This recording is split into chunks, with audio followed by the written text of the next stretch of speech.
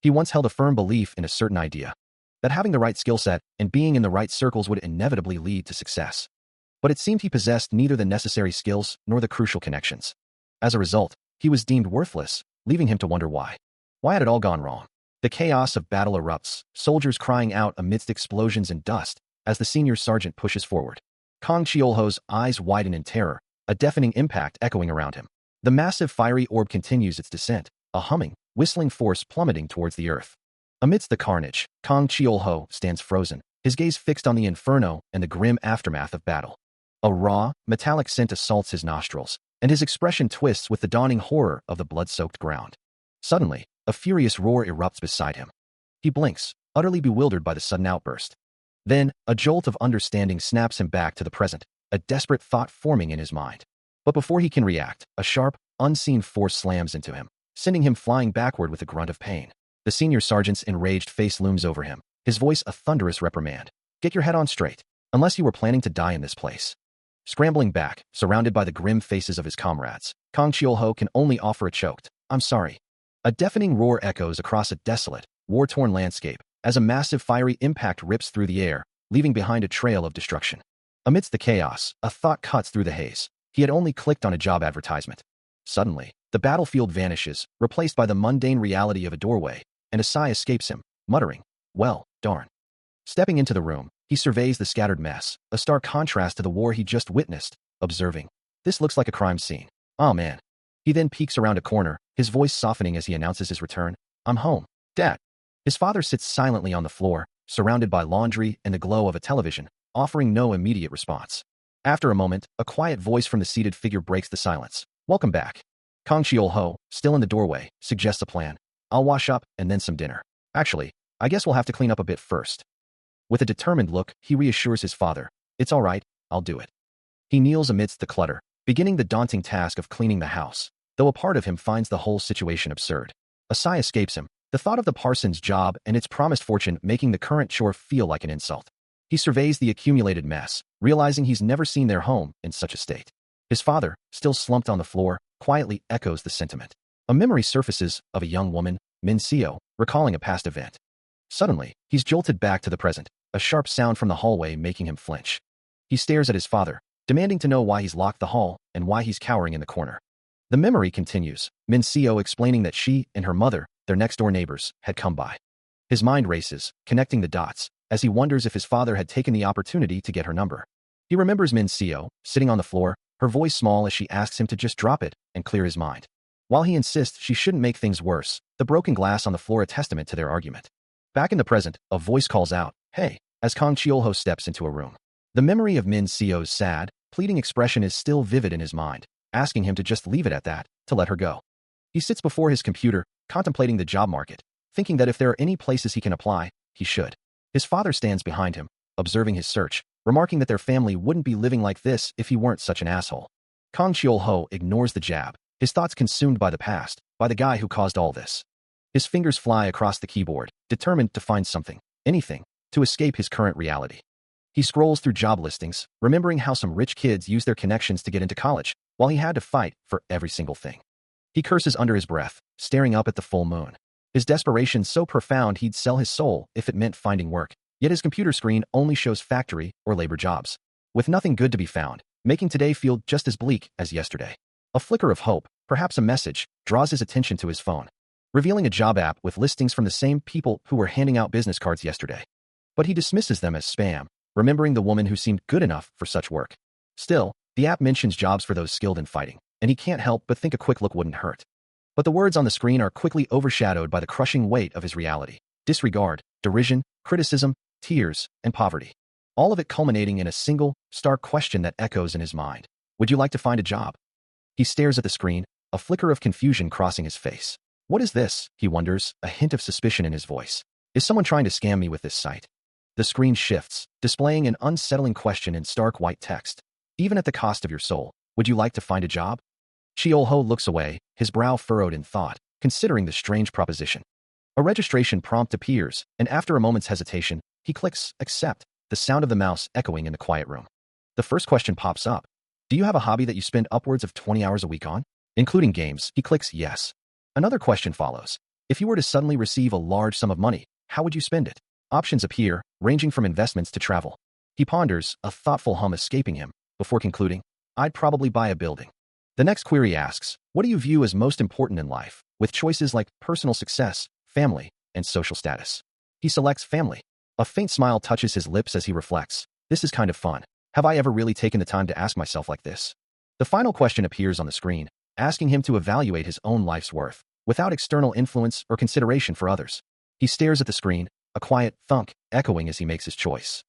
And the system confirms he has finished, beginning the application process, which quickly reaches 27% completion.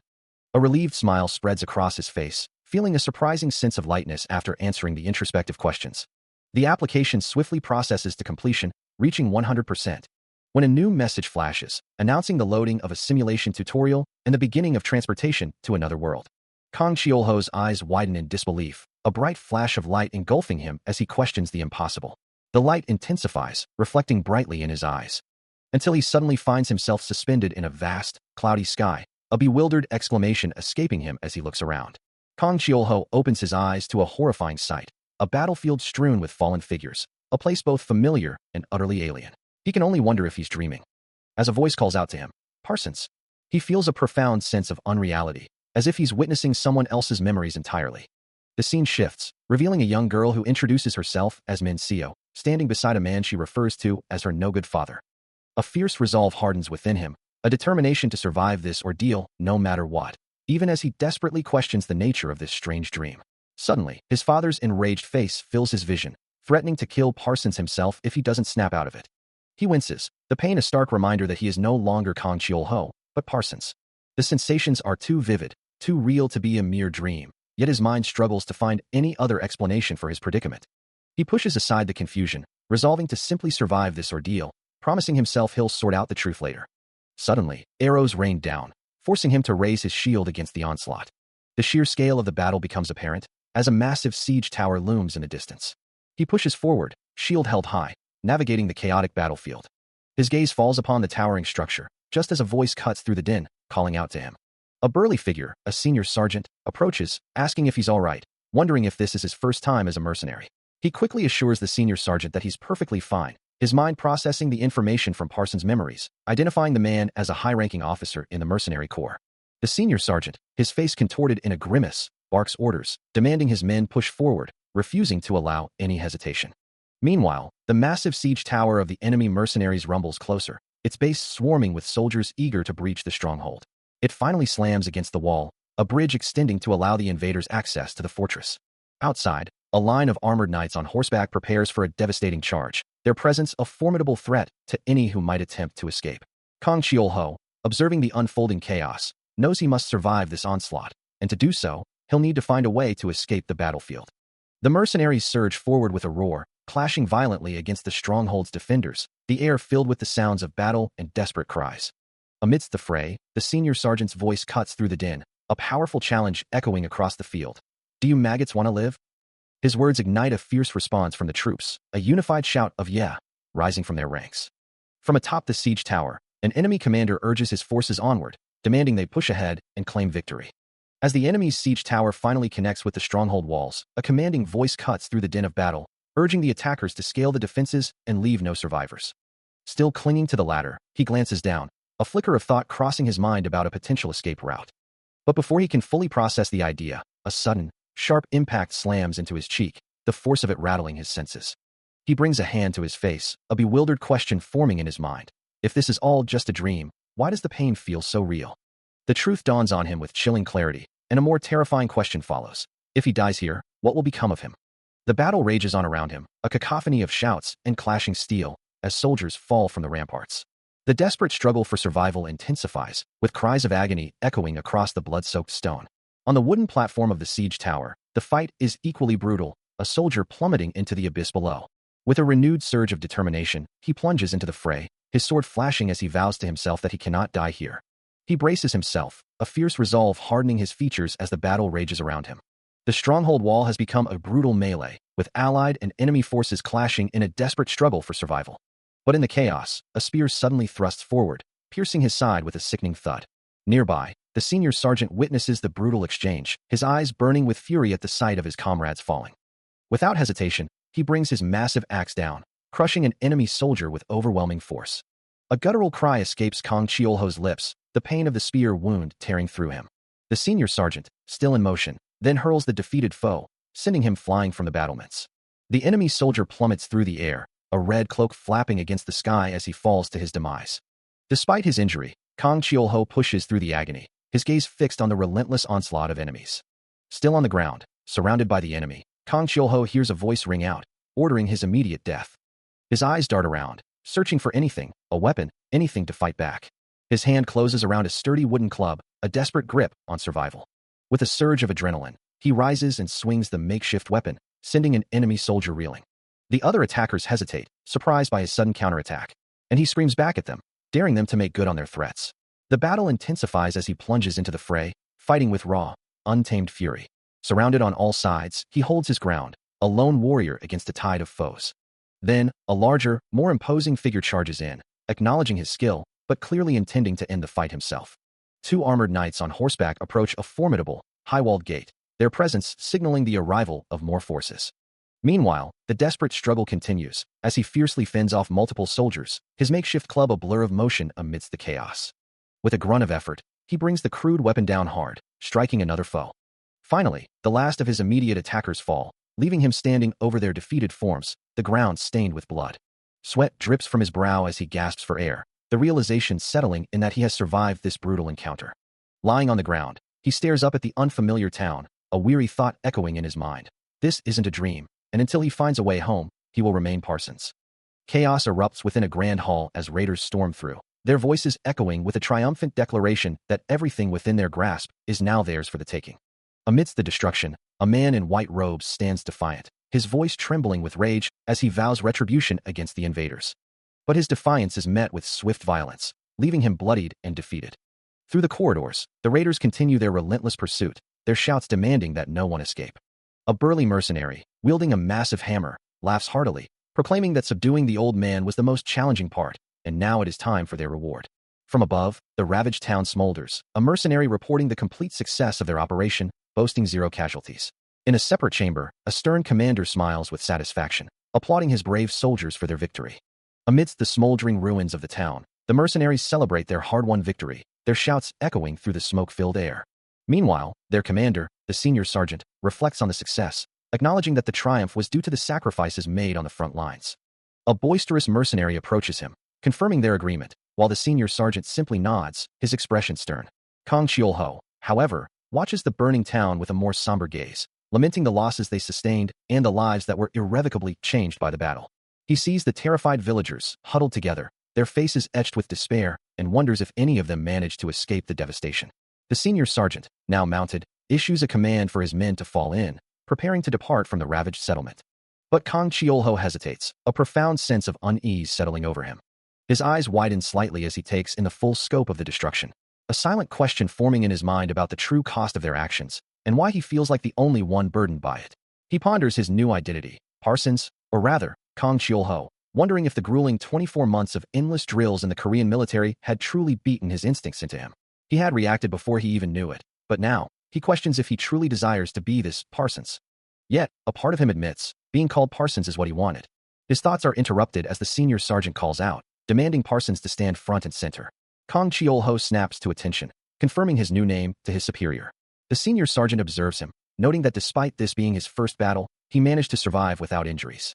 But the words barely register as Kang Chiolho's mind drifts back to the grim reality, all the people he killed in this world. Meanwhile, the senior sergeant muses that these people were merely useful tools, expressing his displeasure at the interrupted sleep of his men back home and his own desire for a higher position. His ambition burns brightly, focused solely on the next available promotion.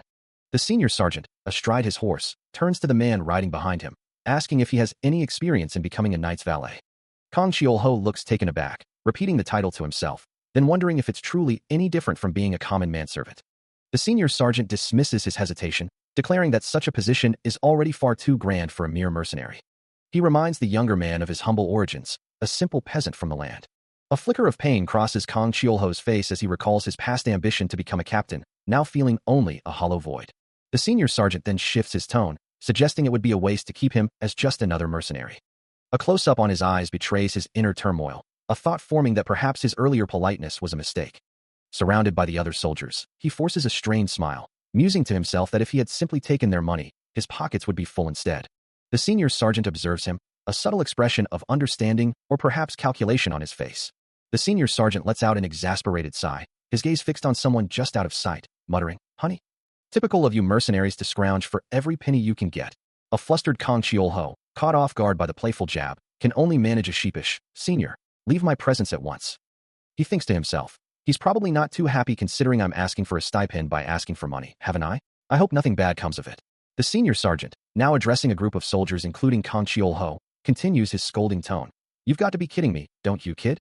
Losers like you have no priorities straight." Kang Cheol-ho looks down, a faint scar visible on his cheek, taking the words to heart. Before the senior sergeant breaks into a hearty laugh, revealing his true intention, "Got it. This is the stipend in the form of a bonus for excellent performance." Later, in a more formal setting, the senior sergeant calls out names for their assignments or pay. "Next, Vam." To which a soldier replies, "Yes, sir."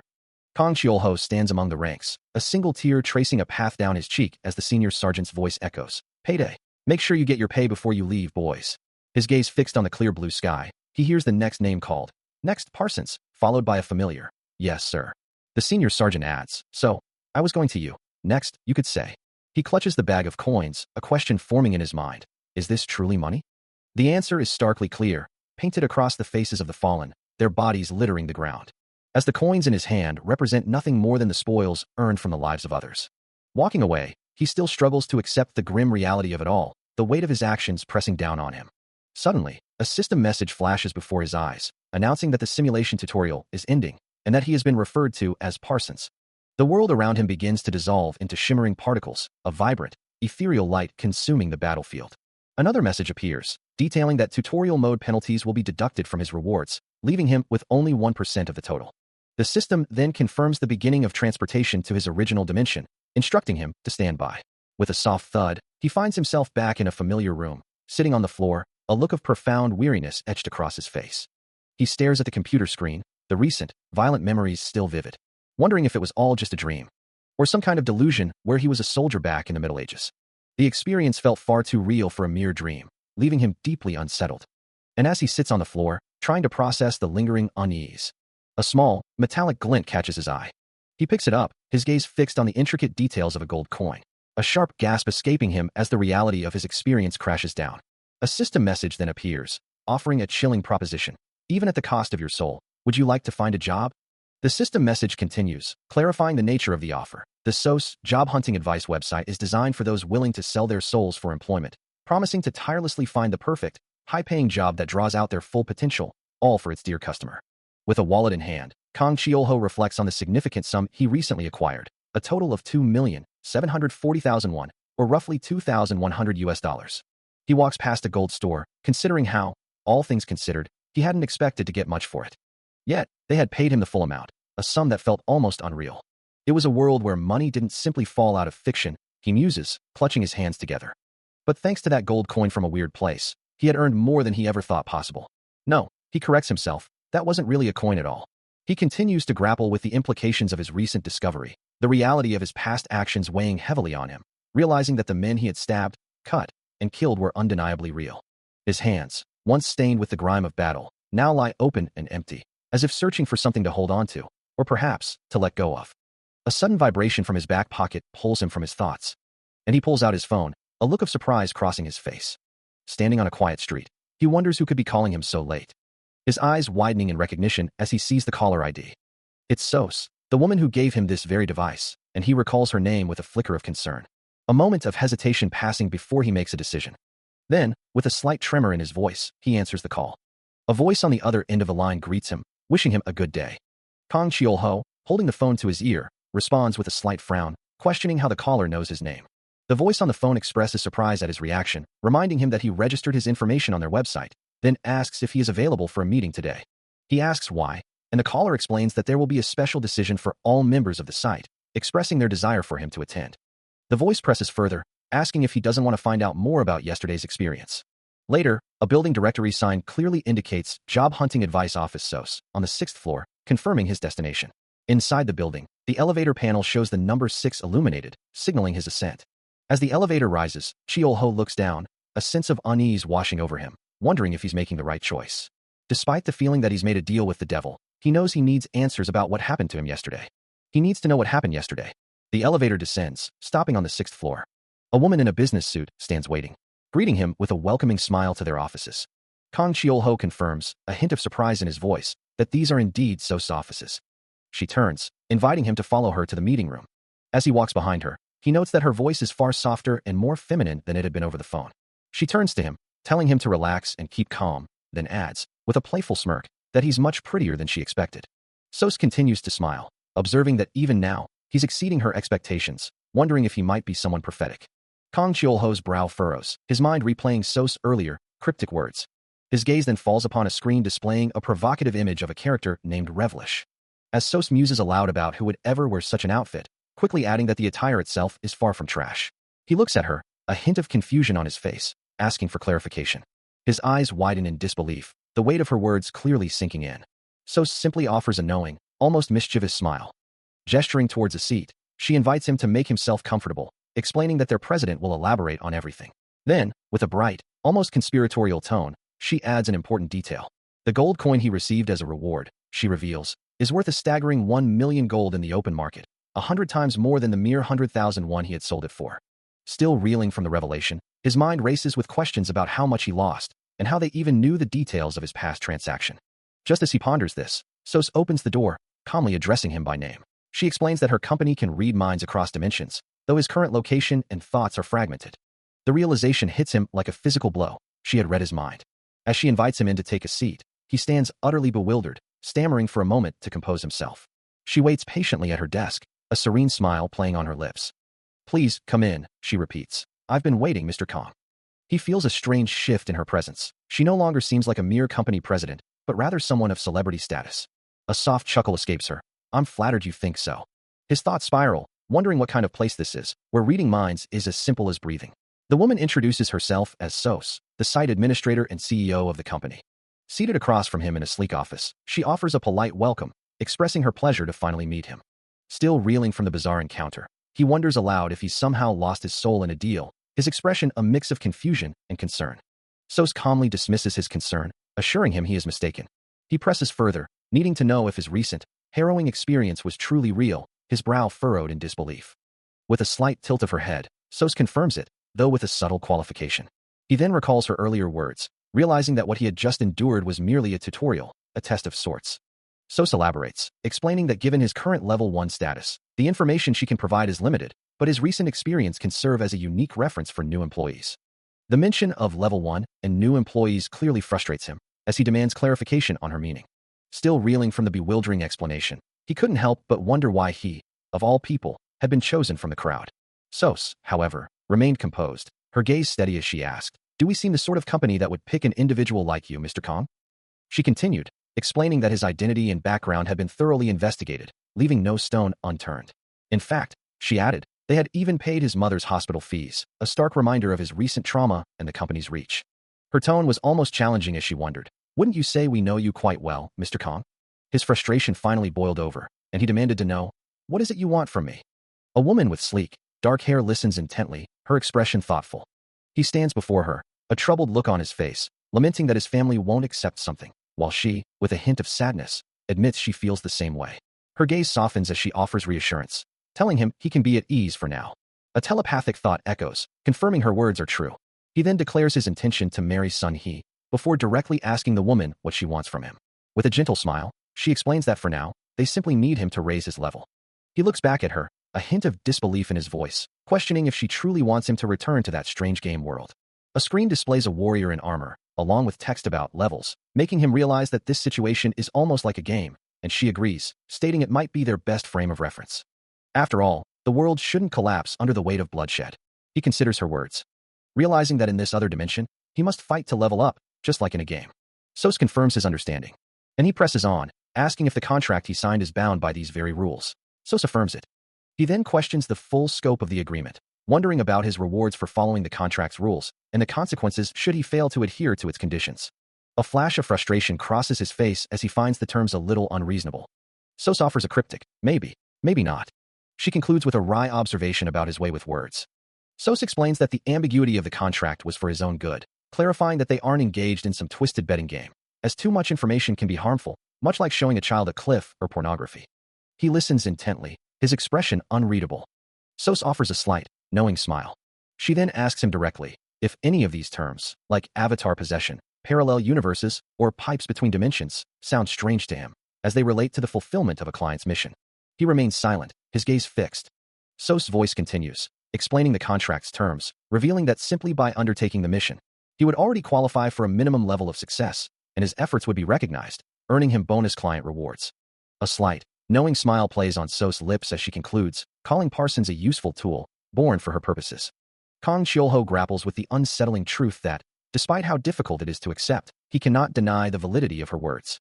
A wave of distress washes over him as a chilling realization dawns. He had killed people.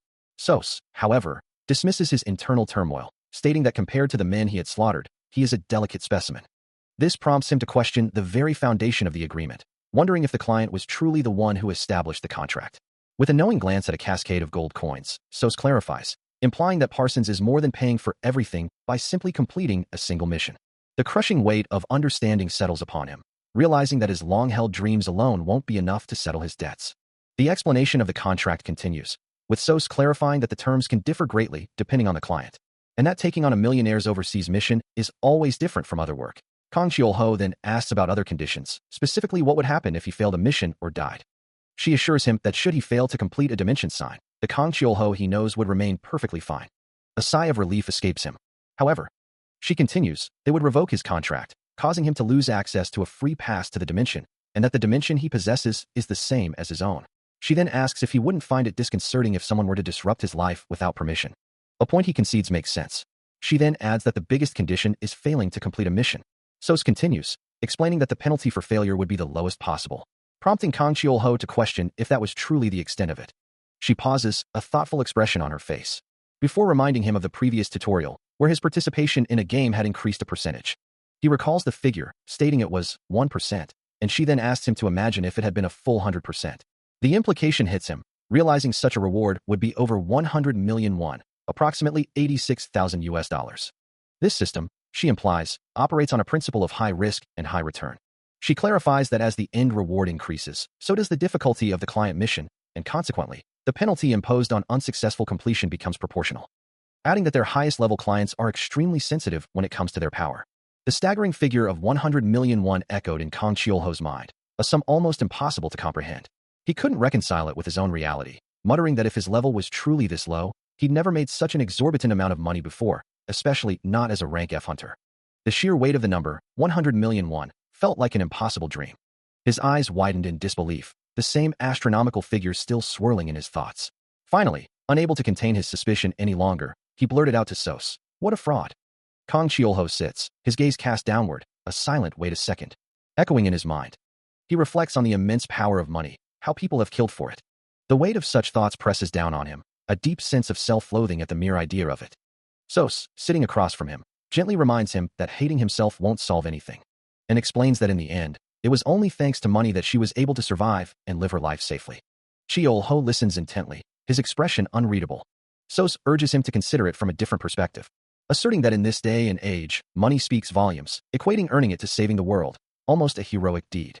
Sos continues, explaining that there are many campaigns and projects arranged for those who are interested in making a difference.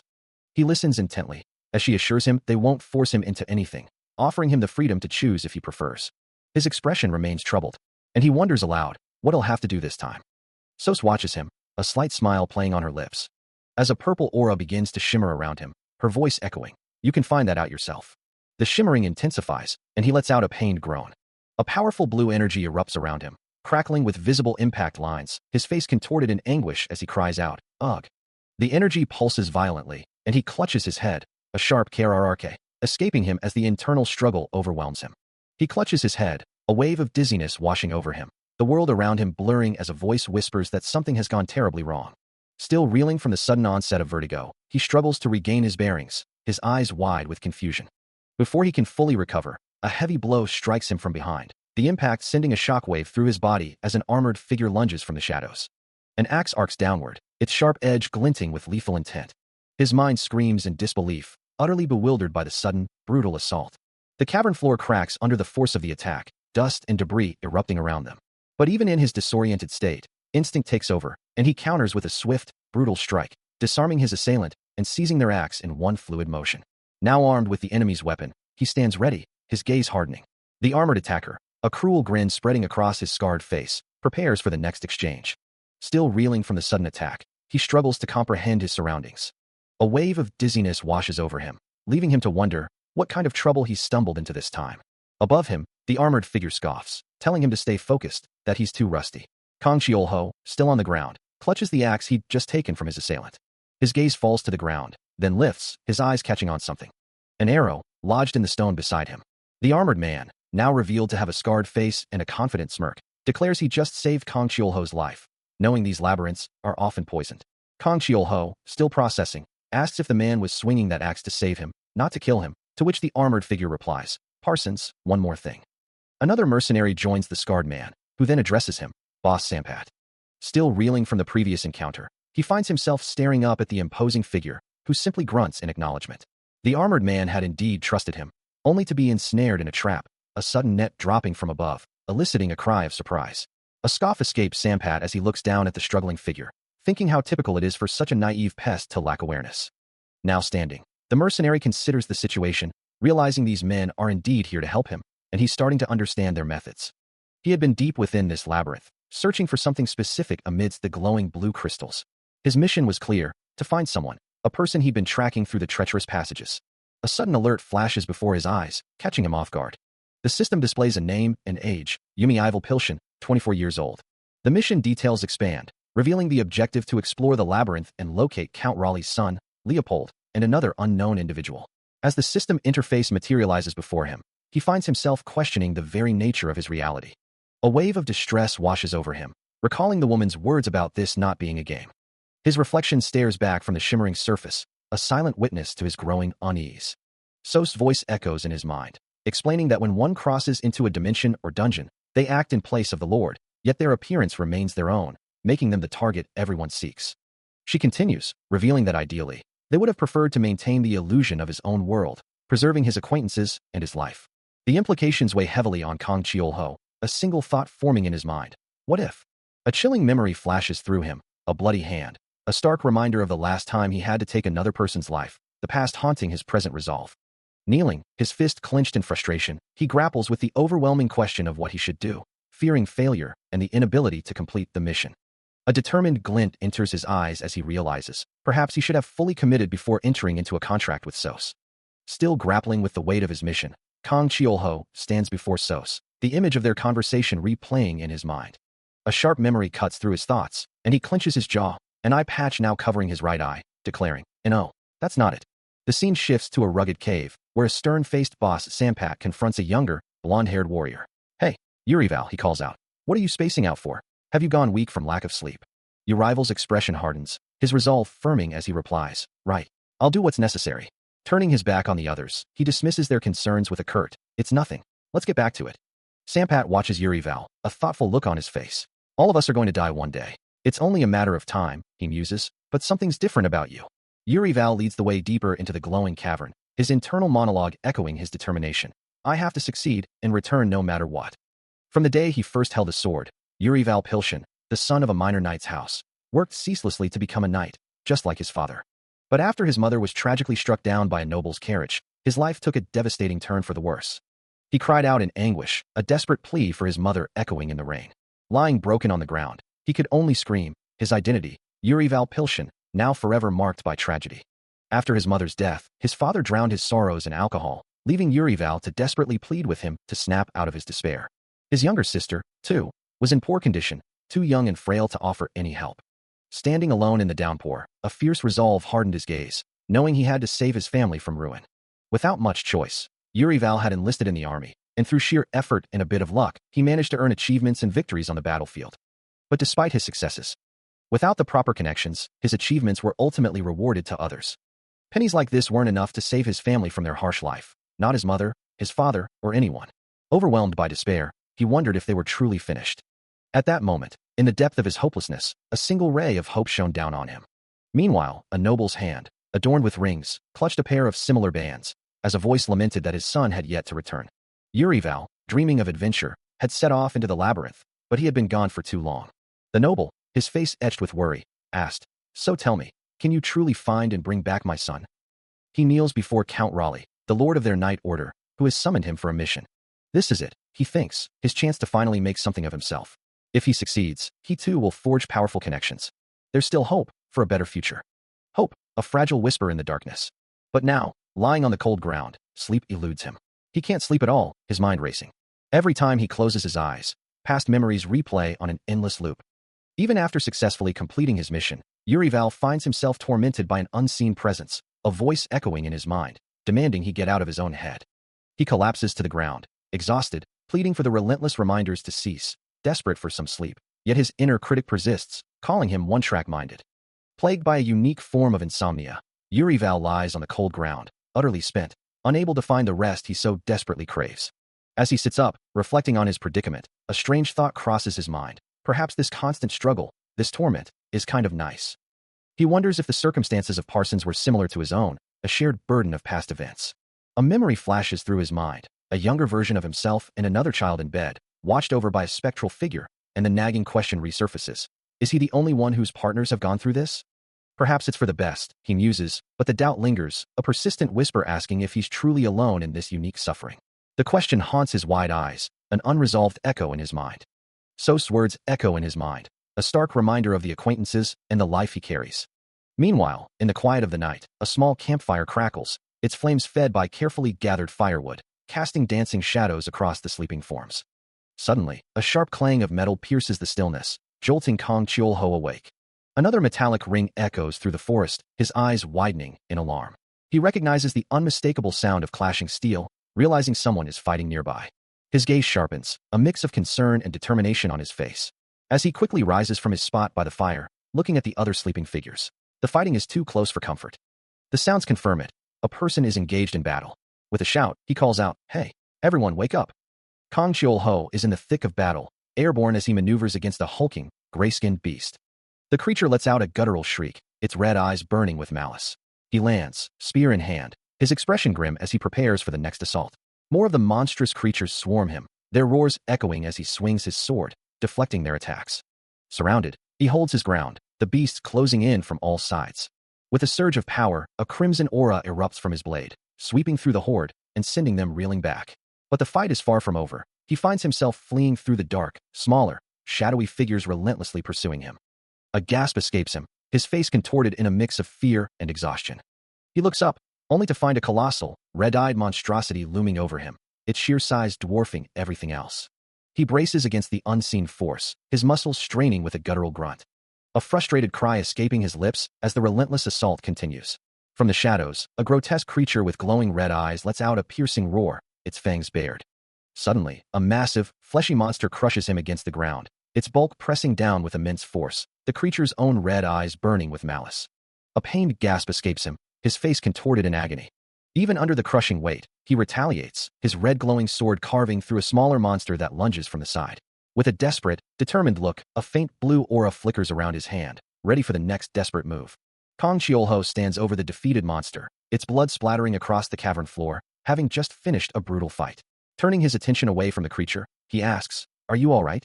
Sos, still visibly shaken from the encounter, manages a weak, yeah. Just then, Boss Sampat and Urival arrive with a group of mercenaries, the scarred leader immediately demanding, "Hey, are you all right?" His expression hardening, Boss Sampat continues, "This is what happens when you mess around instead of paying attention." As the other mercenaries look on, he presses, "Did you bring up all the rear?" Kong Cheol-ho, clearly annoyed by the accusation, retorts, "That is not my fault by accident." Still reeling from the accusation, Kong Cheol-ho tries to explain himself, but Boss Sampat cuts him off, demanding to know what happened. With a dismissive wave, Sampat orders his men to ignore the current situation for now, his focus shifting to the task at hand. His grip tightening on his sword, Sampat prepares for whatever lies ahead. As the group charges forward, Sampat declares their intent to make quick work of any obstacles, leading the mercenaries, with Kong Cheol-ho and Sos close behind. Suddenly, the ground erupts, and a pack of monstrous, red-eyed wolves bursts forth, snarling aggressively. Without hesitation, Sampat lets out a battle cry, bringing his heavy sword down in a powerful arc. The mercenaries, including Urival and Kong Cheol-ho, plunge into the fray, their weapons clashing against the monstrous horde amidst sprays of blood and guttural roars. Kang Chiol-ho deflects a clawed attack, a purple aura briefly flaring around his blade as he thinks about the relentless nature of these creatures, always appearing when least expected. A fresh scratch marks his cheek as he reflects on how every time they encounter these monsters, they seem to be facing an even greater number than before. He parries a monster's heavy axe, the impact jarring his arm, as the thought crosses his mind. Is this why everyone's movements seem so dull? From a distance, Boss Sampat watches the ongoing skirmish, agreeing with the unspoken sentiment. It makes sense. He stands with Yuri Val, Sos, and Count Raleigh, all observing the chaos. Everyone's used to battlefields and war. Kang Chiol-ho's expression hardens, the realization dawning on him. Only after realizing they're not just placeholders because I wish them to be. Boss Sampat, with Yuri Val and Sos by his side, declares his unwavering support. You've already saved my life before. I'll help you out. Anywhere. And I'll help you out. Kang Chiol-ho continues his relentless assault, his blade cutting through another monstrous foe. As the entire mercenary group, including Boss Sampat, Yuri Val, Sos, and Count Raleigh, presses deeper into a dark, winding cave system, facing an even larger horde of creatures. Suddenly, Kang Chiol-ho looks up, a gasp escaping him as he senses a new presence. High above, a figure named Vex, a Scythen, draws a bow, aiming directly at him. He turns to his ally, offering a quick tactical assessment. I'll give you a lift up to high ground. His ally, Yuri Val, looks back, a question in his voice, high ground. Kang Chiol-ho gestures towards the swarming horde below. Take up your bow. I'm leaving it to you. A smirk plays on your rival's lips. That's not a bad idea. His expression hardens with resolve. Get ready. With a powerful surge, Kang Chiol-ho charges headlong into the monstrous tide, his blade a blur as Yuri Val takes aim from above. He leaps over a grotesque creature, a dark silhouette of another archer, Vex, visible on a distant ledge, bow drawn and ready. From his elevated position, Yuri Val releases a perfectly aimed arrow, a satisfied exclamation escaping him. Nice. Kang Chiol-ho glances upward, a flicker of surprise crossing his face as he spots the Scythen, realizing the archer's skill is truly exceptional among the mercenaries. From his elevated position, with a clear line of sight, Yuri Val draws his bowstring taut, aiming for the monstrous horde below. A moment later, the arrow streaks through the air, a blur of motion descending rapidly towards its target. It finds its mark with a wet thud, piercing the chest of a hulking beast, a small victory in the overwhelming fight. Meanwhile, on the ground, a warrior with a scarred face roars in frustration, fighting off the relentless creatures swarming around him. He swings his weapon with brutal efficiency, cutting down several monsters as Kang Chiol-ho battles nearby. As Kang Chiol-ho fends off an attack, he calls out to his ally, Sampat. The sheer number of enemies begins to overwhelm them, forcing Kang Chiol-ho to shout for assistance from above. Yuri Val, lend a hand. There's too many of them. Despite the dire situation, he refuses to yield, his voice ringing with defiance, just cutting through them. Stop worrying about them one at a time. Just kill them all at once. With a guttural cry, Kang Chiol-ho prepares to unleash another powerful strike, his determination unwavering. Surrounded by the relentless horde, Parsons fights with desperate ferocity, his blade a blur against the monstrous forms, as he calls out for assistance. Beside him, Boss Sampat unleashes a guttural roar, his powerful strikes tearing through the creatures that press in from all sides. He continues to carve a path through the enemy, his sword a silver flash in the chaos. Each swing connects with brutal force. Boss Sampat, meanwhile, delivers a devastating blow, his gauntlet fist glowing with raw power as it smashes into a monster. Parsons plunges his blade into another foe, the impact sending blood spraying. He spins, his sword a deadly arc, cleaving through multiple enemies in a single, fluid motion. Finally, the last of the immediate threats fall, leaving him standing amidst the carnage. He surveys the bloody aftermath, the silence a stark contrast to the battle's roar. He surveys the aftermath of the battle, the ground littered with defeated monsters, a sigh of relief escaping him as a moment of quiet finally settles over the field. Meanwhile, in a memory, a younger Yuri Val smiles wryly, questioning Sampat's leadership style and his lack of seriousness. Back in the present, Sampat lets out a strained, almost manic laugh, proclaiming himself the one who will ultimately sacrifice his life, the one who lost it all to achieve his goals. Kang Chiol-ho, observing his companion's unsettling demeanor, mentions that the captain had been mocking Sampat for his lack of seriousness. Another memory flashes, your rival's face serious as he utters Sampat's name, pulling Sampat back to the present with a confused, almost startled, sound. His face contorts with worry, sweat beading on his brow, as he questions what could be wrong, noting his own flustered state. The memory of Yuri Val returns, his words a stark warning. Sampat is falling for a boast, trusting too much. Sampat, looking down, insists he is fine, but Kang Chiol-ho's questioning gaze suggests otherwise. Barely conscious, a pained groan escapes him as Kang Chiol-ho struggles to support the massive frame of Boss Sampat, calling out to him with urgency. His face etched with concern, Kang Chiol-ho commands those nearby to lay the injured man down and search his body for any wounds. As another soldier helps him carry the unconscious boss, Kang Chiolho worries aloud that he may have been poisoned. Suddenly, a brilliant, rectangular light erupts from the ground nearby, drawing his attention. His eyes widen in surprise, a silent exclamation escaping him as he stares at the strange phenomenon. The light resolves into a glowing screen, displaying the words "Subdue Trap," leaving Kang Chiolho utterly bewildered by its appearance. A subquest alert flashes, demanding the survival of every member of the mercenary Sanpat's party, promising an additional 10% of your rival's agreed-upon compensation upon successful completion. Kang Chiolho sighs, muttering about the added burden of not only worrying about these mortals, but now having to ensure the entire party survives. A frustrated scoff escapes him. Suddenly, a voice cries out to bring over the injured man, while another offers to run ahead with medicine. A third groans in pain. Kang Chiolho quickly locates Yurival, who lies on the ground, clearly in distress, letting out a pained grunt. Examining the wound on his arm, Kang Chiolho confirms his suspicion. Yurival was hit by poison arrows, and the situation looks grim. A pained groan escapes Yurival as he clutches his arm, the injury clearly causing him immense discomfort. Kang Chiolho's gaze falls upon the wound, noticing a disturbing purple discoloration spreading across the skin. His eyes widen in realization, a sudden thought striking him. Could this be poison? He leans in closer, examining the wound with intense focus, wondering if the attackers had intended to extract the poison, or if this was a different kind of threat entirely. Yurival confirms the initial plan was extraction, but Kang Chiolho warns that such a method could prove dangerous given the circumstances. Standing resolute, he explains that an open wound, especially in their current state, could allow any number of toxins to enter the body. Seeing Yurival's worried expression, Kang Chiolho makes a swift decision. He will attempt to extract the poison by hand. He calls out to Sanpat, instructing him to hold Yurival steady. With Sanpat's assistance, Kang Chiolho begins the delicate and painful process, a grim determination etched on his face as he works to save his comrade. The poison wound on Yurival's arm continues to bleed profusely, a gruesome sight that demands immediate attention. As Kang Chiolho presses down on the injury, Yurival lets out a pained groan. His face contorted in agony, Boss Sanpat urges him to stay calm and breathe deeply, warning that any further movement will only worsen his condition. Kang Chiolho, holding a bottle of alcohol, explains that pouring it directly would only accelerate the poison spread by increasing blood flow, emphasizing the need to stop the bleeding first. Instead, he requests a canteen, believing water would be better for cleaning the wound.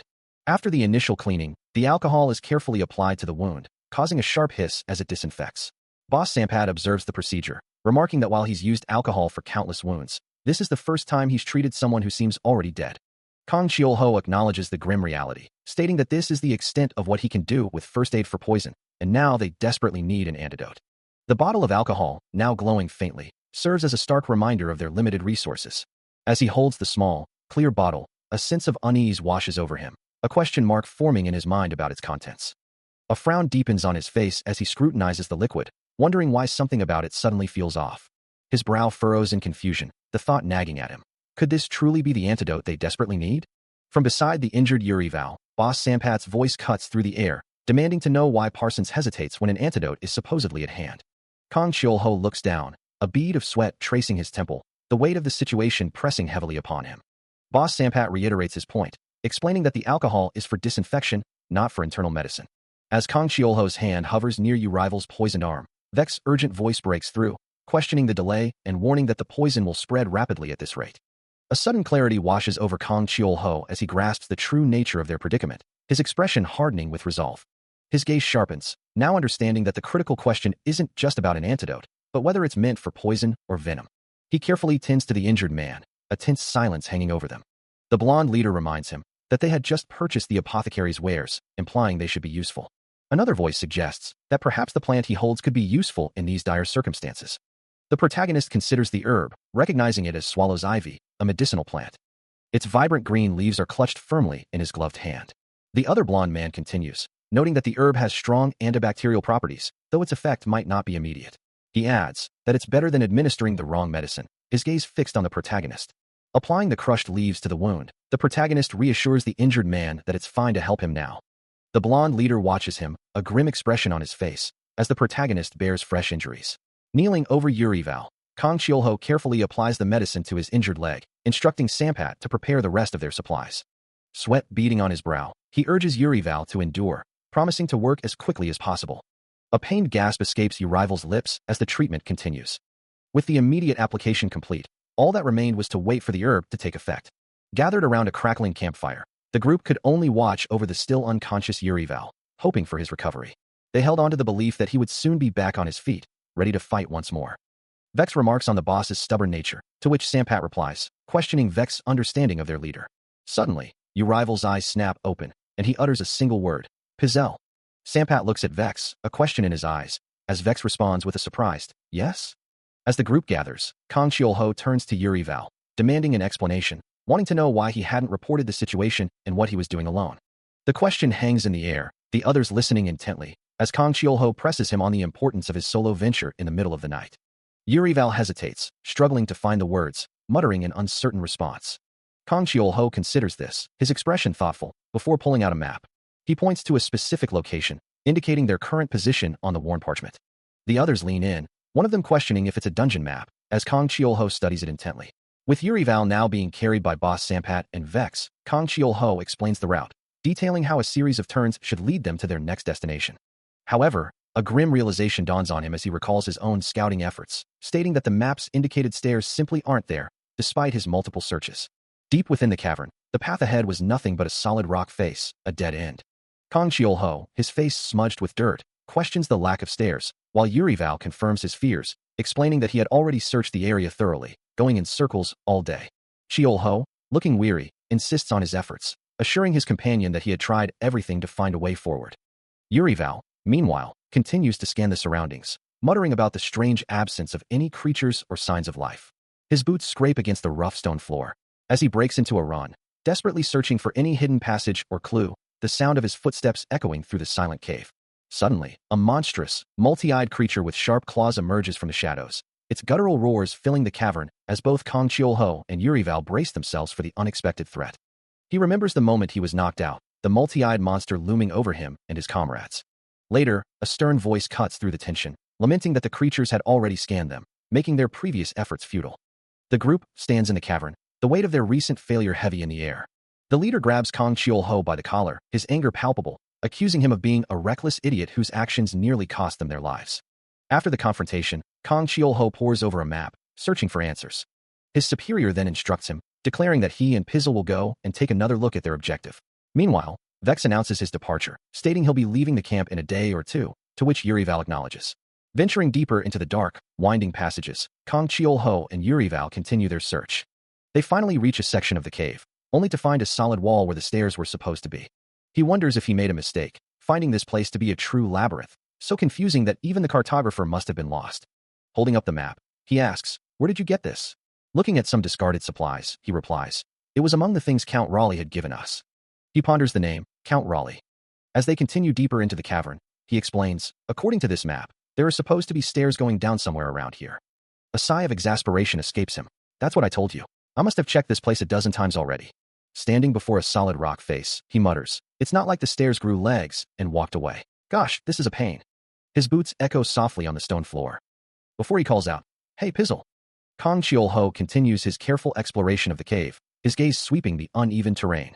When his companion, walking beside him, asks if something seems strange. Urival then questions what he means by that.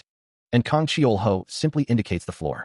The ground beneath their feet is not the flat, stable surface travelers would expect, prompting the mercenary to voice his confusion, wondering why the map indicated stairs here when the floor is clearly like this. Urival, realizing the discrepancy, mentions that even Pizel's footsteps have been strange. Taking his companion's words to heart, Kang Chiolho looks up. Both men stare into a dark, vertical shaft above them, a clear deviation from any expected path. He stares upward, his voice filled with disbelief as he points out the impossible sight. Stairs, inexplicably built into the ceiling. Urival, equally stunned, confirms the absurdity, questioning how such a structure could have been built overhead.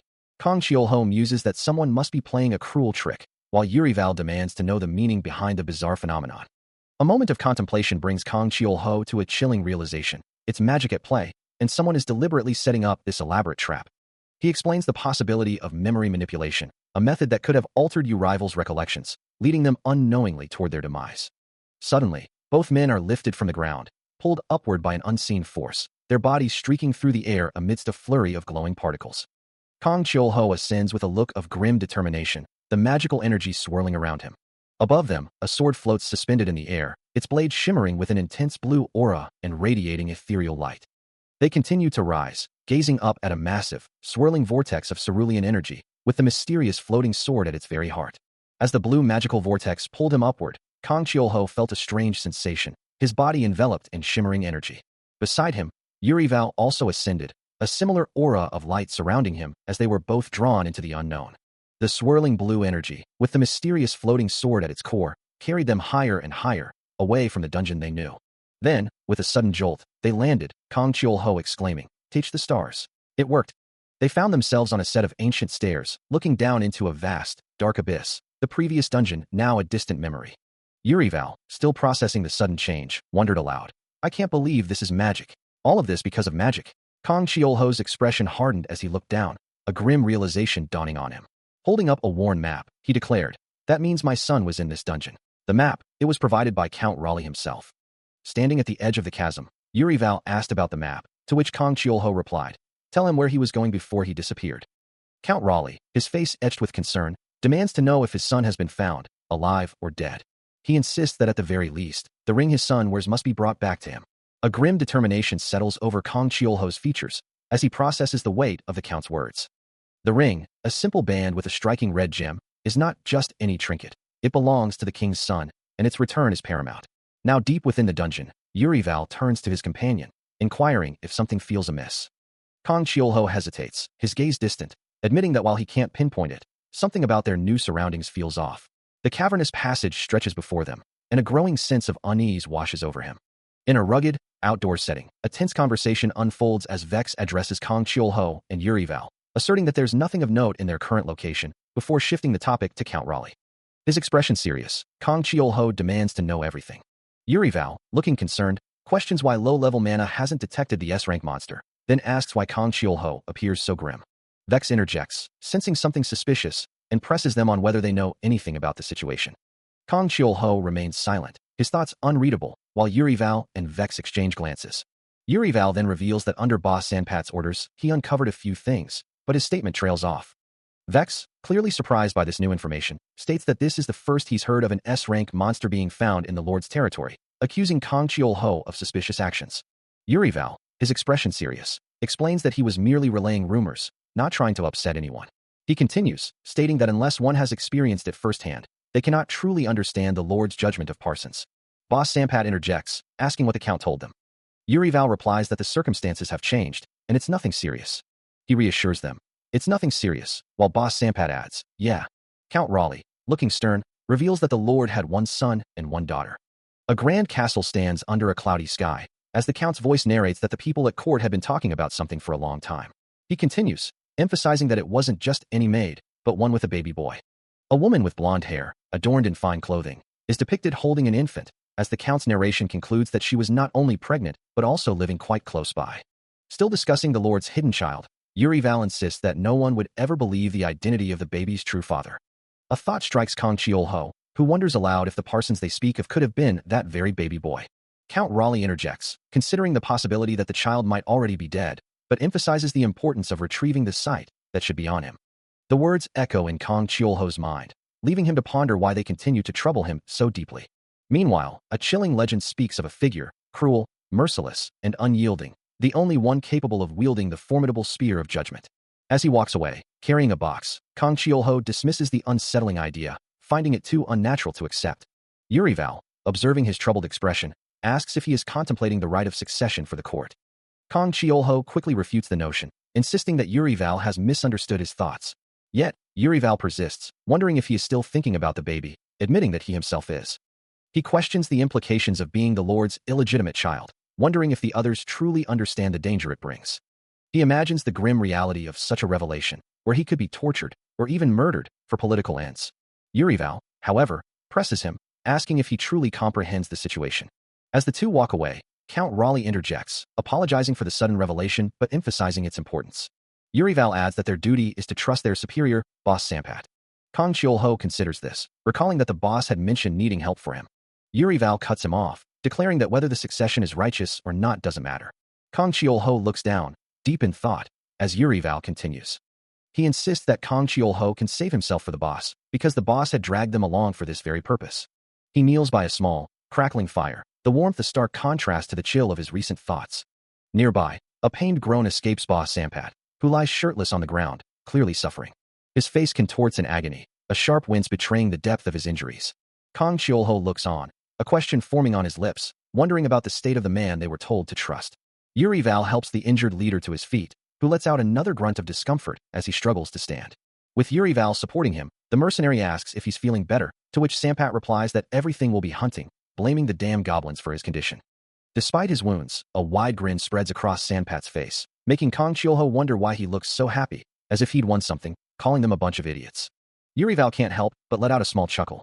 And soon, the entire group shares a laugh, a moment of unexpected levity amidst their grim circumstances. As the mercenaries continue their trek through the dimly lit cavern, a sense of unease hangs in the air, punctuated by a single, incredulous thought. Magic?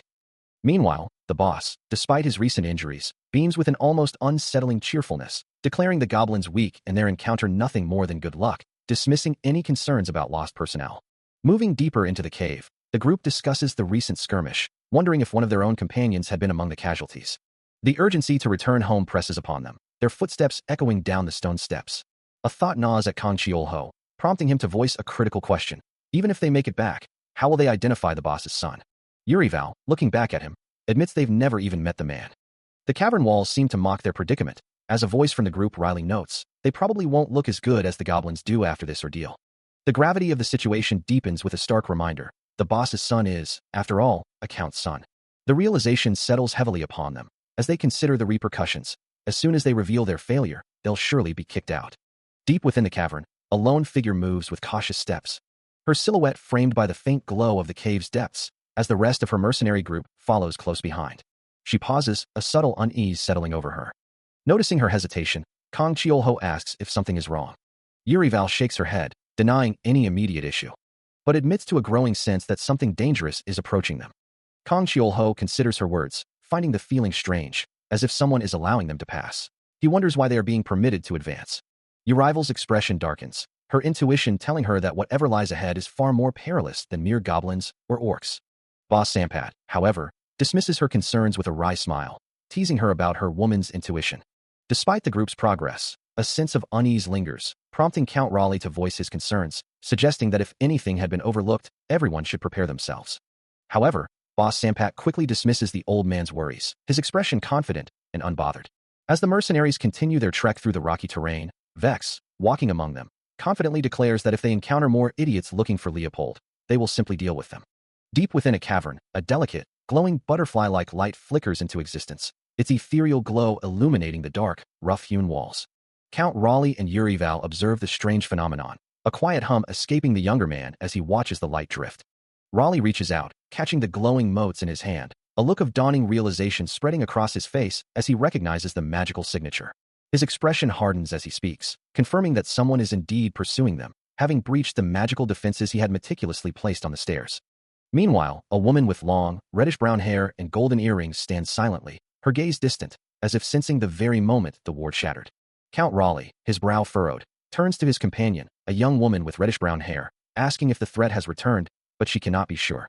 As they stand amidst the shadowy trees, Raleigh decides they must set a trap and wait. Elsewhere, a young knight, Yuri Val, stands beside a blonde archer, her long hair tied back, both surveying their surroundings.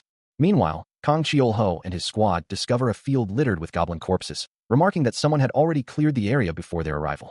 Examining a massive, bloodied monster carcass, Kang Chiolho notes that the creatures were killed recently, suggesting someone had passed through not long ago. Back with Yuri Val, the blonde archer complains about the stench of the dead goblins, asking him if he knows how expensive her equipment is, to which he retorts that she shouldn't take out her anger on the deceased. She advises him to leave the matter alone, suggesting that the boss is likely surprised by his own actions. Her words shift to a rustic house, explaining that his mother lives in his hometown, supported by money from the boss. Yuri Val looks away, a somber expression on his face, as she concludes that despite his current demeanor, he is a good son. His thoughts drift to a stark, empty hospital room, the image of a bed haunting his mind.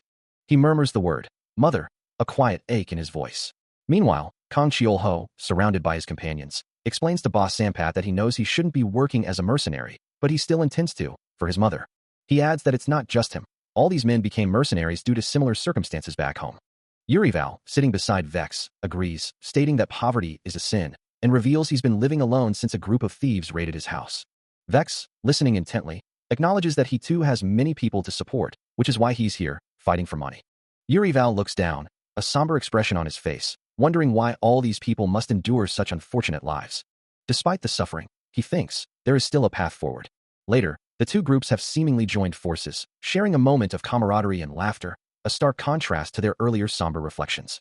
He begins to speak, his voice barely a whisper, as Vex interjects, a pragmatic edge to his tone.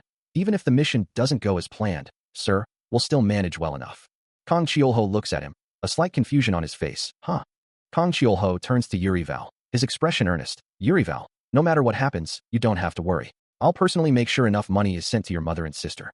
A moment of quiet passes as Yurival takes in the words, his gaze unwavering. Then, a small smile touches his lips as he responds, I promise as well. Kang Chiolho's expression hardens with resolve, declaring, if someone loses their life here, I will take care of that person's family forever. But Vex quickly counters, his voice laced with concern. That's easy for you to say, but if something truly went wrong, it would be too much, and we'd all be ruined immediately. Yurival waves a hand, a light-hearted plea in his voice. So, let's all be sure to take care for my sake. Kang Chiolho smiles, nodding in agreement. Of course. The group stands together, a shared understanding passing between them. He stands ready, his gaze fixed on the path ahead, as the female mercenary beside him lets out a sharp exclamation. A surprised realization dawns on him, for a special complete trust buff has activated, increasing the party's attack power by 20% and movement speed by 25%. He hadn't known such a powerful effect could manifest. With this newfound boost, he feels confident he can complete the mission even faster, as the group surveys the dark, cavernous entrance before them. Yurival, leading the way, suddenly stops, a questioning sound escaping him. The female mercenary points ahead, her voice laced with concern, asking what's wrong. Peering into the gloom, he spots them, 5 figures lurking within the ruins. A determined expression settles on his face. The enemy mercenaries, now visible, taunt them, questioning their confidence as they confirm the numbers. A smirk plays on Vex's lips as he considers the approaching group, noting that their previous opponents were more like assassins. He then warns his comrades not to be careless, even as the red-haired mercenary beside him remarks on the protagonist's apparent lack of intelligence.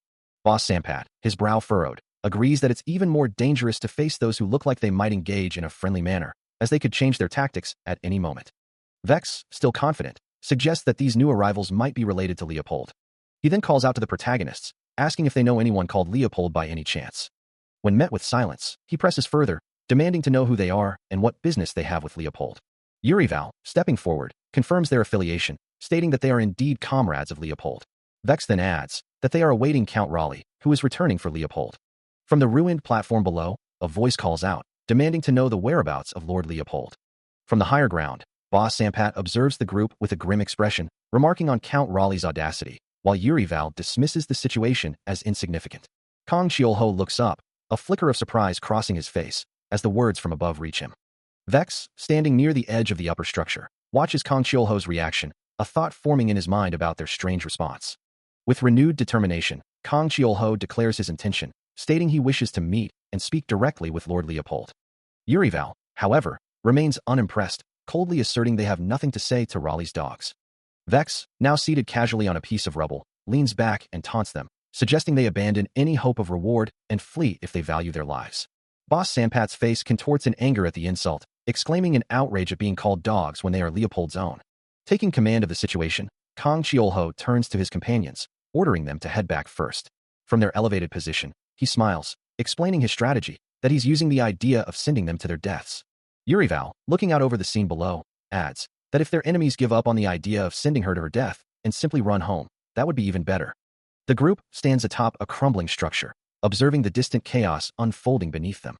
Kang Chiolho watches the distant figures, wondering aloud what those individuals are doing to each other down there. Suddenly, Yurival steps forward onto a precarious ledge, her gaze fixed on something specific.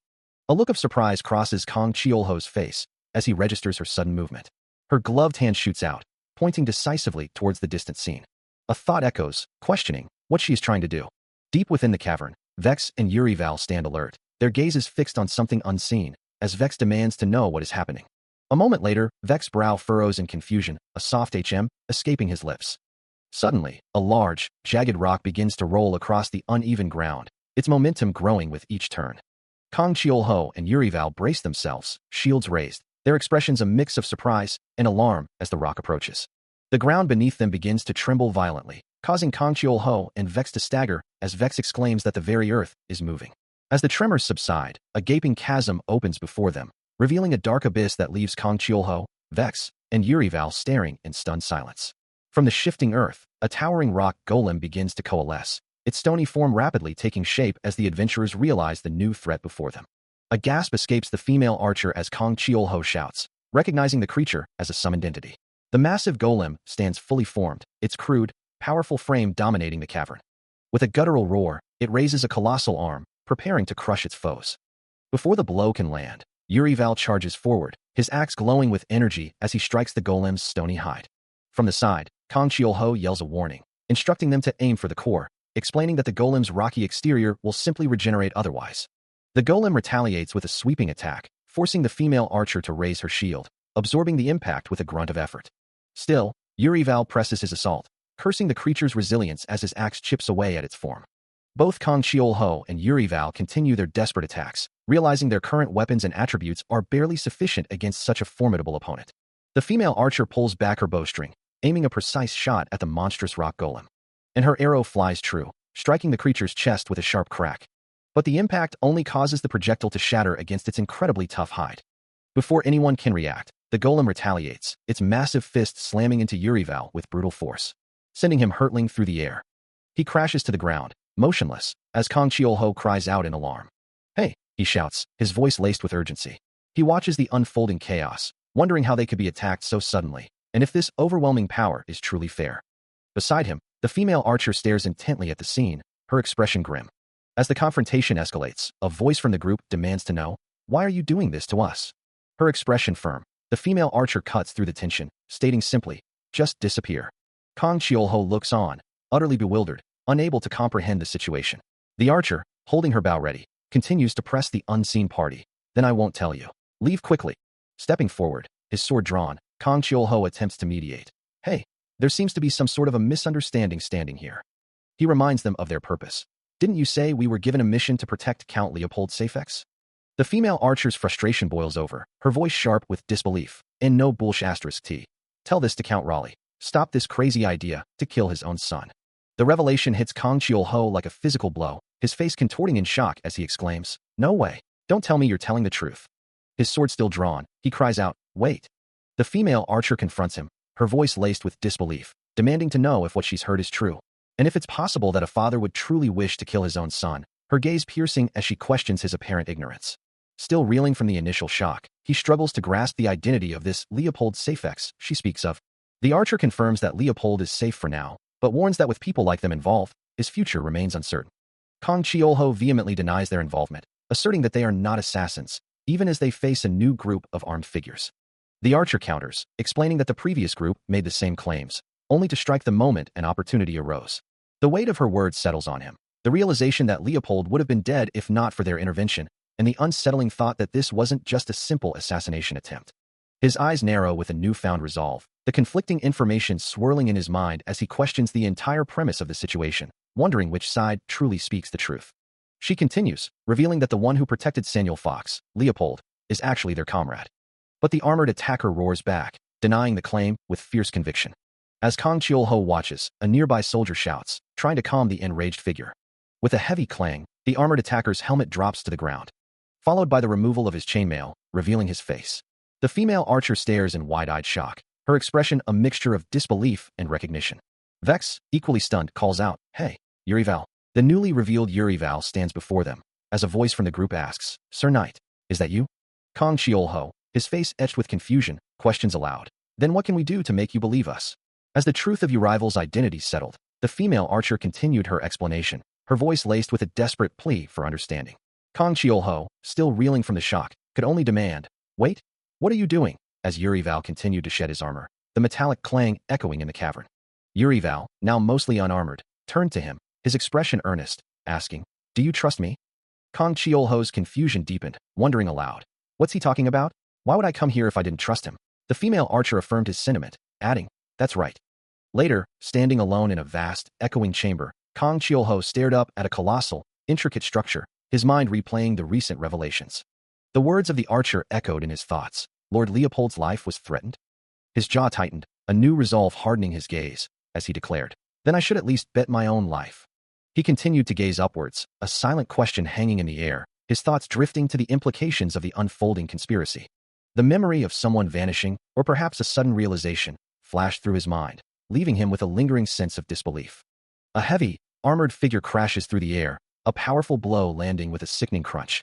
Below, a group of armored figures shouts Urival's name in alarm. As the female archer stands poised on a stone ledge, her gaze fixed on the blonde man.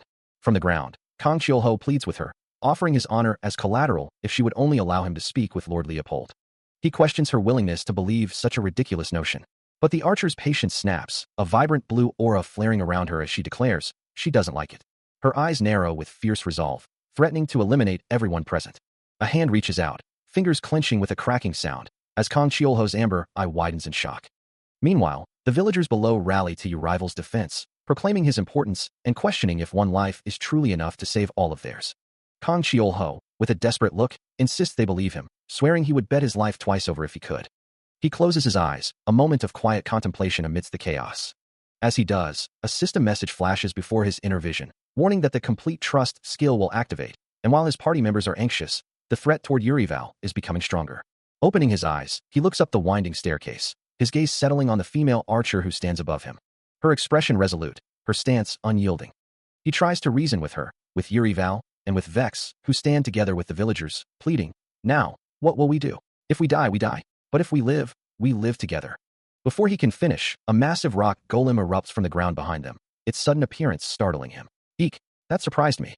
The villagers scream in terror, scattering as the monstrous figure looms over them, its stony form radiating raw power.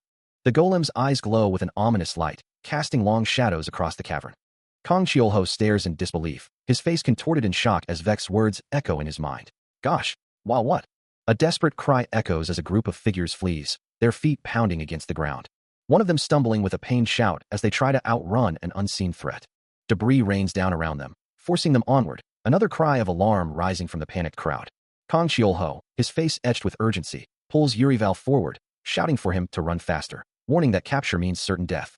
Behind them, the female archer stands her ground, her hands glowing with nascent power as she prepares a counterattack. Then, a massive impact rips through the air, sending a shower of rock and dust exploding outwards.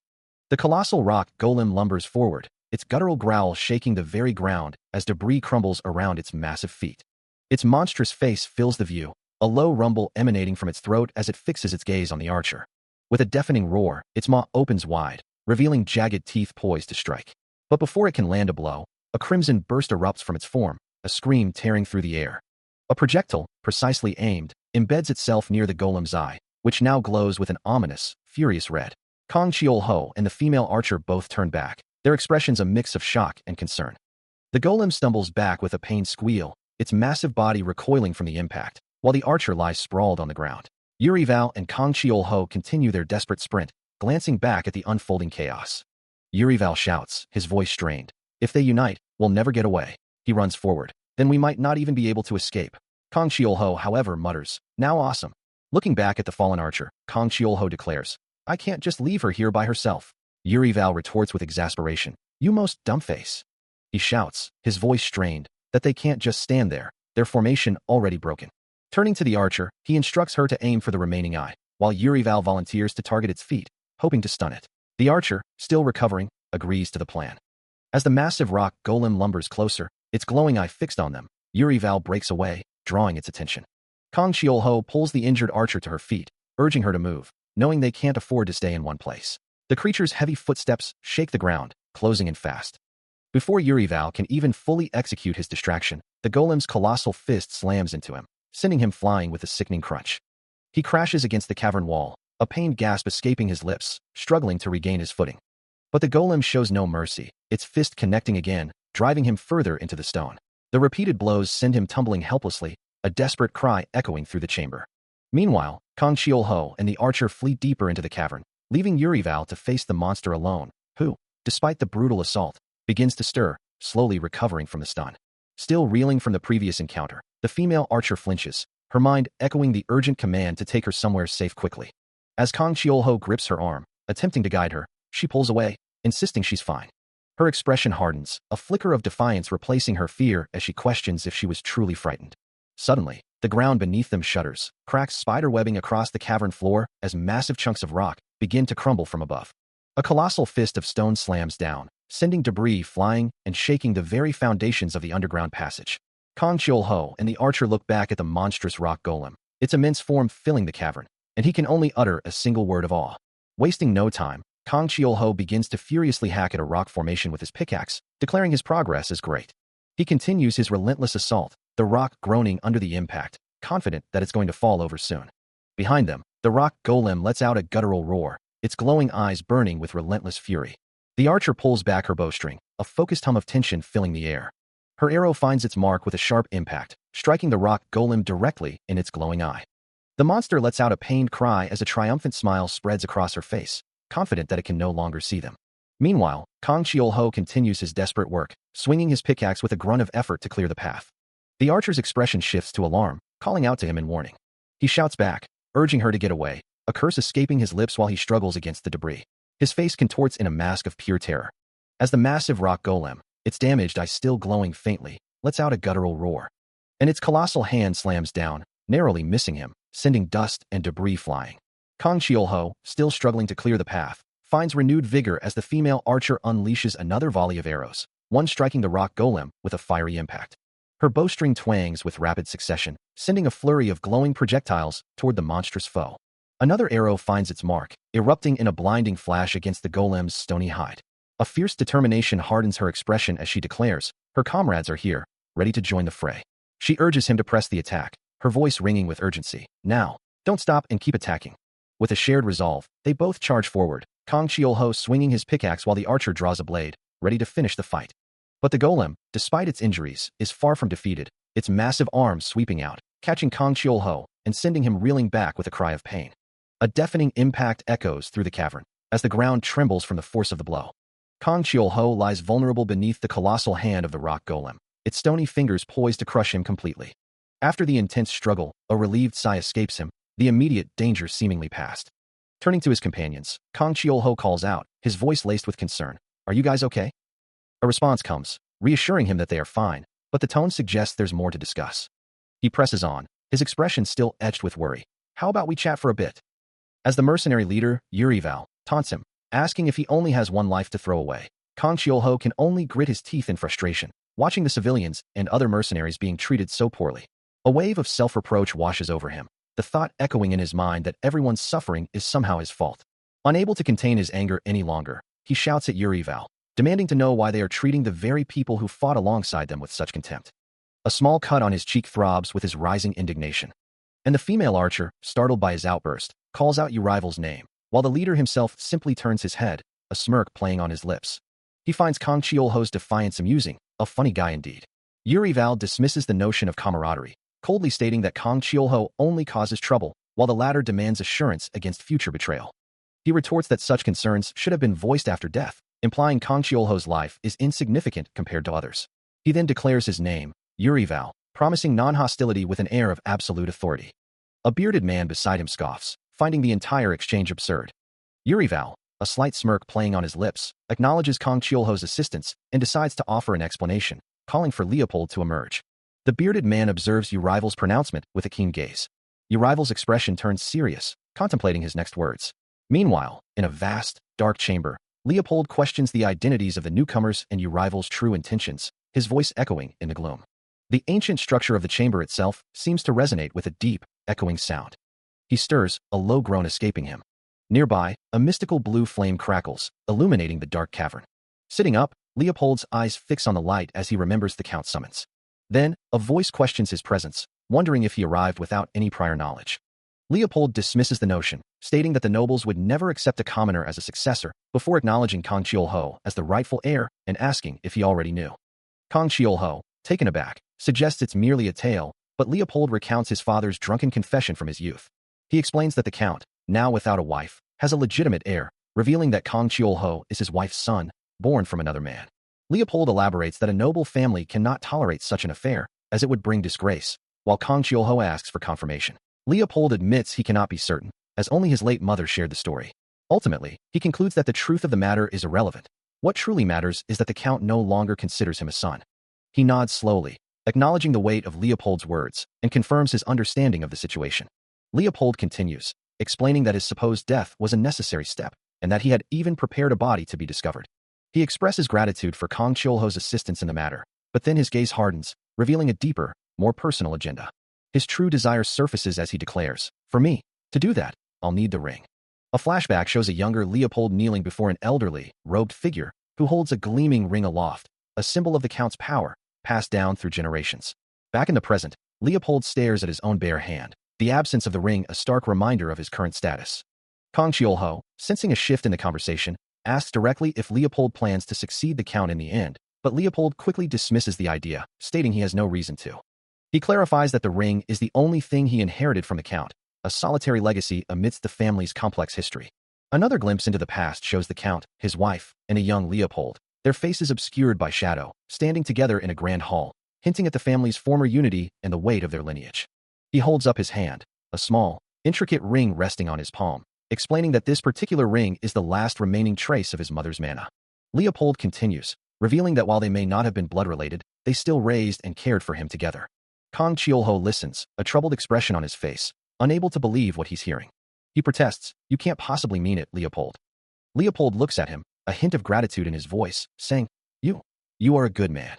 Kang Chiolho, taken aback, asks, "What are you suddenly saying?" "Thank you." Leopold then asks if the people who saved Kang Chiolho's life are his comrades, acknowledging them as good people who saved his life on multiple occasions, people he relies on and is close with. Kang Chiolho, surprised by the sudden shift, states that if they are good people, then Leopold doesn't need to hand over the ring. He questions Leopold's logic, asking, "Didn't you just say they were good people?" Leopold's expression hardens, his gaze unwavering as he asks, "Are you threatening me? I'm not going to hand over the ring."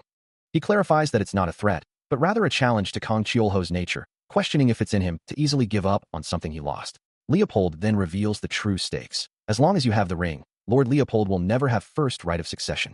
He concludes by asking, "Aren't Lord Leopold and the Count the only ones that know about the Count's secret?" The kneeling advisor praises him, assuring him that many would follow the Count, but warns that if the Count were to disregard family tradition, the inheritance would be fractured into factions, ultimately destroying not only the faction but Leopold's own standing.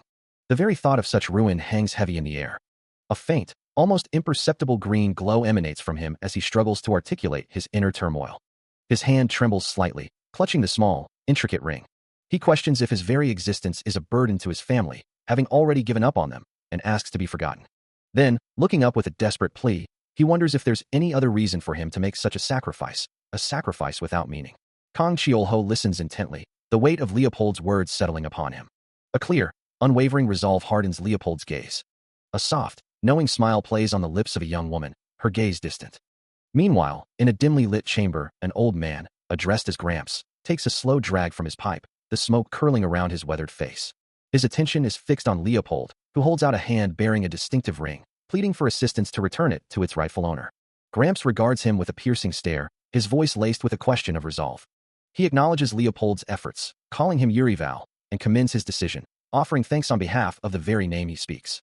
Leopold, bruised and weary, listens intently, his expression a mix of exhaustion and determination. Then, without warning, Gramps draws a short sword, declaring that the next step will be painful, and raises the blade towards Leopold's hand. The sharp edge descends swiftly, slicing across Leopold's palm and forcing the ring from his grasp as it clatters to the ground. A raw cry of agony escapes Leopold's lips, his face contorted in a scream of pain. He cries out, writhing in agony as Gramps holds his hand firmly. Still clutching his injured hand, Leopold questions the necessity of such pain, his voice strained with anguish.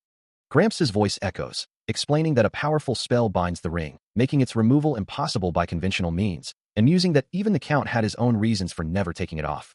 With a resolute command, Gramps tells him to take it, his fingers glowing faintly as he performs the final, agonizing step. Leopold gasps a pained thank you, staring at the now-removed ring, lying in his bloodied palm. Standing tall, a faint red aura now emanating from his hand, he declares that he has finally obtained the ring. Leopold's face is etched with a profound despair, his thoughts consumed by the grim reality of his injury, wondering what fate awaits his severed finger. As Gramps cradles him, Leopold can only voice his deepest fear, questioning if he is now condemned to live forever in this broken state. A faint, golden glow emanates from Gramps' eye, a subtle sign of the power stirring within him. His hand begins to pulse with a vibrant, emerald light, glowing particles swirling around his fingertips.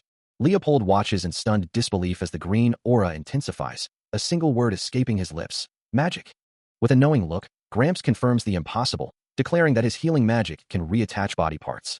As Gramps' hands glow with a soft, green light, Leopold watches, still reeling from the loss of his finger, wondering aloud. What will you do now, Urival? With a gentle touch, Gramps confirms the success of his magic. It's all done. It's been healed properly. He then adds, due to the goblins, you've been through the path of shame. His expression softening, the elder continues, I will be too much with your group's current condition. Leopold looks on, confused, as Gramps promises, I shall repay back trouble. Meanwhile, in a different part of the cavern, Kang Chiolho examines a strange, ring-shaped stone, a look of surprise on his face as he realizes its potential. Teleport, he murmurs. From a high vantage point, he and his companions are seen traversing the winding paths of the cave. His excitement growing as he considers the implications of his discovery. Teleport, huh? What an unexpected jackpot. Having successfully used the stone, Kang Chiolho now stands before Gramps and Leopold, who is seated, along with other figures, declaring, I'll start now that you're all here. Leopold, his hand now fully restored, offers his gratitude to Kang Chiolho. Thank you for your help. Gramps hangs upside down, his voice echoing as he asks if they are all ready, and Kang Chiolho confirms. With a powerful surge of magic, Gramps rights himself, his staff glowing with an ethereal blue light. He then begins to ascend, enveloped in a vibrant aura of swirling blue and purple energy. Kang Chiolho watches, his expression a mix of awe and surprise. Others in the group share his stunned reaction, their eyes wide as Gramps rises higher. Kang Chiolho continues to gaze upwards, witnessing the incredible display. Beside him, Leopold looks on, then turns to address him, calling out his name, Urival. A thoughtful expression crosses Leopold's face as he wonders if their paths will ever cross again. He then offers a sincere smile, expressing his deep gratitude for the assistance he received. Leopold offers a final, heartfelt sentiment, his gaze fixed on the man before him. With a gentle smile, he simply states, You're welcome. As a powerful magical aura swirls into the sky, the entire mercenary group, including Kang Chiolho and Leopold, watches the ascension of Gramps. Now clad in dark, practical armor, Kang Chiolho continues to stare upwards, a faint hum of energy surrounding him. Suddenly, an unseen force grabs at him, pulling him violently as he cries out in surprise.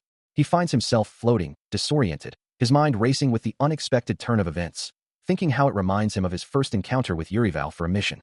Then, a shimmering blue screen materializes before him, crackling with energy. He instinctively reaches out, grasping the glowing interface, which boldly declares, Mission complete. A look of utter shock crosses his face as he processes the words, questioning how the mission could be complete while he's still in the midst of being transported. He finds himself enveloped in a shimmering blue light, a system message appearing before him. You are returning to Raleigh Manor. The mission is complete. Was this a successful mission? As he drifts through the ethereal space, 2 more notifications confirm his success. You have recovered Count Raleigh's ring. And you have successfully completed Urival Pilchen's mission. A wave of relief washes over him as the system declares, Sub-quest complete, adding that the mission succeeded with all party members' life intact. The blue light intensifies, and a final message appears, confirming his journey, transporting to the original dimension.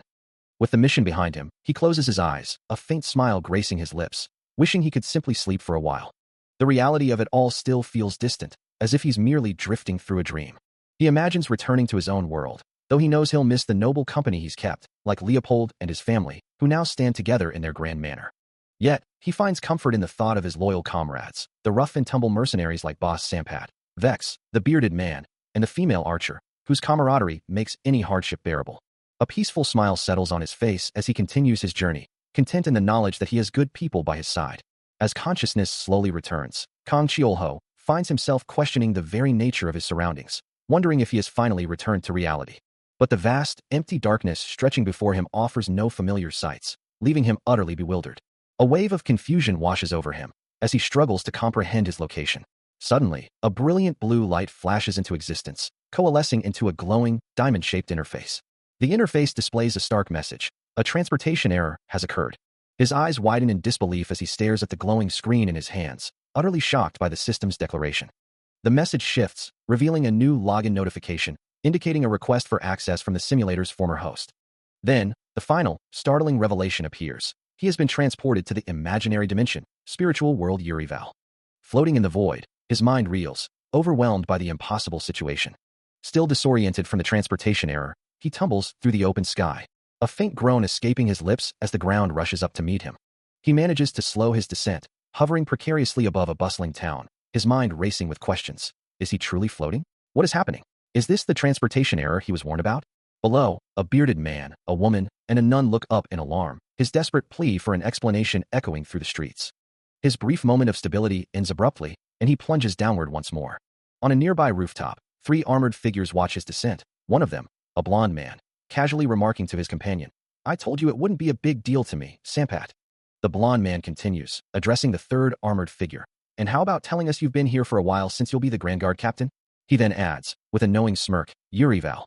The name resonates with Kang Cheol-ho, who hears it from above, his eyes widening in recognition as he repeats, "Yurival?"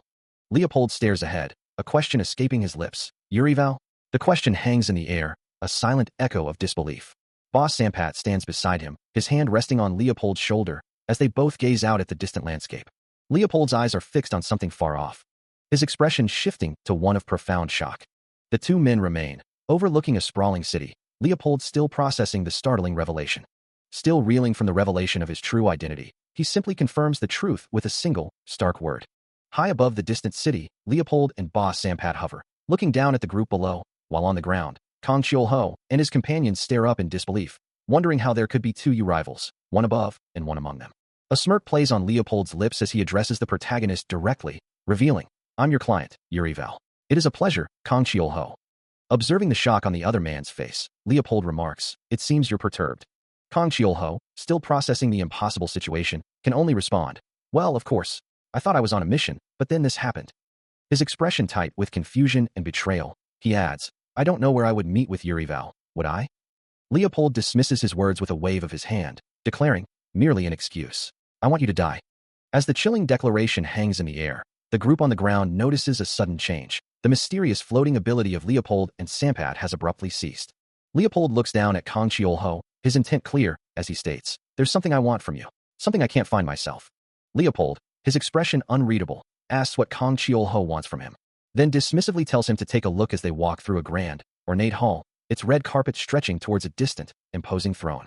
Leopold continues his walk, his presence filling the hall, as Count Rayleigh and Eatzel remain in their positions, observing. Kang Cheol-ho's face contorts in a grimace, a low growl escaping him, before he is forced to his knees before Leopold, apologizing profusely. Leopold grabs him by the collar, his face twisted in anger, as Kang Cheol-ho cries out. And a moment later, drops of blood splatter onto the polished floor. He remains on his knees, his face bruised and his spirit broken, as Leopold stands over him, demanding answers. His voice barely a whisper, he confesses that his family is being held hostage, leaving him with no choice but to comply with their orders. Leopold's assault continues, leaving him sprawled and motionless on the cold stone floor, while from a high window, Eatzel looks down, a silent witness to the brutality. As Leopold walks away, leaving the injured man behind, Count Raleigh joins Eatzel at the window, both observing the aftermath. This entire ordeal, a consequence of events following a recent mission, is the Count's doing, orchestrated to keep the noble's involvement a secret. Eatzel's expression is one of deep concern, a quiet utterance of fizzle escaping her lips, revealing a hidden connection. A memory flashes, a younger version of the man now lying broken, surrounded by a fearful crowd, a chilling premonition of harm hanging in the air. The memory continues, his younger self reflecting on a completed mission, a grim bargain made where he sold his soul after his death. Back in the present, Count Raleigh, still observing with Eatzel, asserts that he too completed his mission, but his way, hinting at a darker, more manipulative agenda. Still reeling from the brutal assault, he struggles to comprehend the situation, his mind racing to piece together the events that led to his current predicament. Leopold, however, remains impassive, his gaze fixed on the injured man as he speaks of a past mission, a labyrinth, and a lost ring. He questions the method of retrieval, wondering if the ring was truly captured by force. A flicker of realization crosses his face, the words echoing a chilling thought. He read my mind? Leopold's voice cuts through his thoughts, a cold reminder that he is merely a tool, incapable of becoming a hero. The memory of the ring resurfaces, a painful recollection of the sacrifices made, the fingers cut, and the obstacles overcome. Leopold's expression hardens, a dismissive wave of his hand indicating his lack of concern for the unseen consequences. A flashback reveals a cavernous battlefield, where Leopold stands victorious over a defeated Kang Cheol-ho and his fallen comrades, a chilling declaration hanging in the air. You began too early. The monstrous creature from that past encounter looms large, its fangs bared, a testament to the brutal reality of their mission. He stares ahead, his mind replaying Leopold's words about those people, a bitter memory stirring within him. Suddenly, the scene shifts to a cavernous space, a younger Kang Cheol-ho standing among a group of figures, as one of them asks, "Are all dead?" Back in the present, Leopold's voice cuts through the air. It's strange that no one died in yours. Kang Cheol-ho's thoughts race, a silent question forming in his mind. So what do you want from me? What kind of mission do I have to want to do this mission after all? Leopold holds up a gleaming ring, its red gem catching the light, as he speaks of it as Leopold's ring. and the power of persuasion it holds. The flashback returns, showing a younger Kang Cheol-ho falling through the air, Leopold standing triumphantly above him, challenging, "Why don't you try?" He lies defeated on the cold stone floor, Leopold looking down at him with an unreadable expression, while two of Leopold's allies hold the injured man firmly in place, ensuring his capture. His face contorts with anguish as the truth of his predicament surfaces. "My family is being held hostage, but I don't follow your orders." Leopold stands before Kang Cheol-ho, his expression calm as he delivers his instructions, asking if this request is truly his mission. He continues, explaining that they are not just asking for a simple task, but rather a chance to prove his loyalty, a chance to redeem himself. Leopold then turns, his voice firm as he declares, "All right, show me what you've got. I look forward to it." A soft thud echoes in the silence. Kang Cheol-ho, his face etched with a mix of resignation and shame, kneels before a young servant named Itzel, offering a quiet, "I'm sorry, sir." Suddenly, a mercenary lunges from the shadows, a glinting knife pressed against Kang Cheol-ho's throat, catching him completely off guard. But before the attacker can react, Kang Cheol-ho's hand shoots out, a blur of motion, twisting the assailant's arm and disarming him in a single, fluid movement. With a powerful surge, he throws the mercenary over his shoulder, sending him sprawling to the ground. From a nearby doorway, Gramps watches the scene unfold, his expression unreadable. A deep sigh escapes him, the weight of his circumstances pressing down. The events unfolding, the mission he's been given, it's all a direct consequence of the Count's machinations. Looking down at Boss Sampat, who questions why he doesn't simply persuade them, Kang Cheol-ho can only scoff at the suggestion, finding the idea utterly ridiculous. His expression hardens, a silent exclamation of frustration and resolve. As the bearded man desperately pleads for a chance to speak, Kang Cheol-ho listens, his gaze unwavering. A sudden, desperate lunge from Vex, his dagger flashing towards Kang Cheol-ho. But the attack is met with a swift, armored block, and a powerful counterblow sends him reeling back. Kang Cheol-ho presses his advantage, pinning Vex to the ground, who cries out in pain. As the protagonist leans in, demanding, "Come to your senses, Fizzle. If you do not, you will give me no choice." Still pinned to the ground, Vex struggles to comprehend the words he's just heard, his eyes wide with disbelief. The man holding him down warns him sternly, urging him to think carefully. He then reveals the reason for the Count's deadly intentions, looking down at the captive. Vex, his face contorted in distress, counters with a desperate question, implying his knowledge is his only leverage. Kang Cheol-ho presses him further into the ground, reminding him that his own life and the lives of his companions are also at stake. His expression hardens, demanding an answer. Vex hesitates, then defiantly shouts, dismissing the threat to his supposed hostage. Kang Cheol-ho turns his head slightly, glancing at his comrades in the background, revealing the true, brutal terms of the deal offered to him. A single tear escapes Vex's eye as he whispers the name, the weight of the situation finally crushing him. Kang Cheol-ho, his back to the viewer, presses the captive, asking if he truly believes the Count's promises. A flashback reveals Vex kneeling before Count Raleigh, who declares, "I'll make you a lord, and give you a handsome reward," while Vex recalls the Count's initial pledge of a handsome reward. Back in the present, Kang Cheol-ho looks down, his voice laced with skepticism, wondering if Vex truly thinks someone like the Count would keep a promise to a mere mercenary. Vex's face contorts in silent anguish, the weight of the interrogation pressing down on him.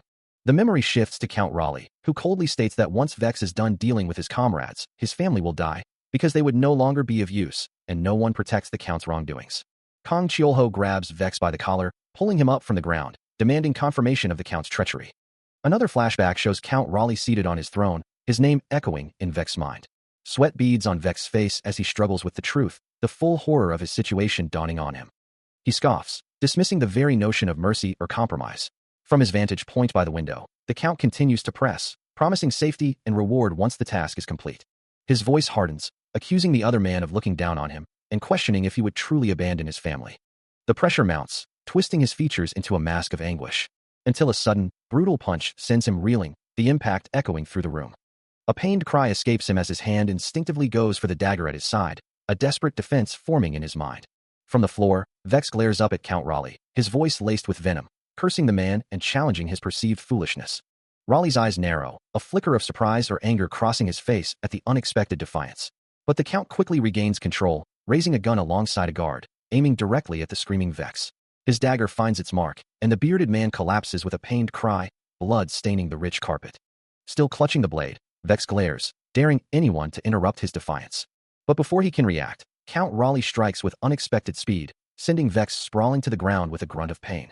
As he lies there, disoriented, the Count stands over him, muttering a name that echoes in his mind. Fizzle? Fizzle is. Vex can barely comprehend what happened, stunned by the Count's swiftness and skill. Before he can recover, a heavy armored boot pins him down, a sword at his throat, as boss Sampat looms over him.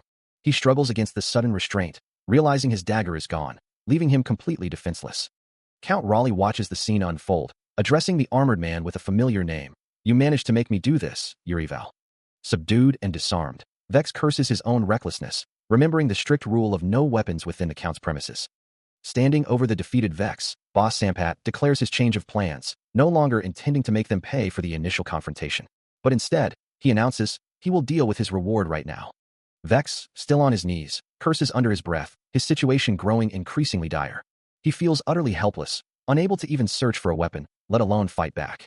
Count Raleigh, observing the scene, addresses boss Sampat by the name Urival, noting the unusual way he handled the thief.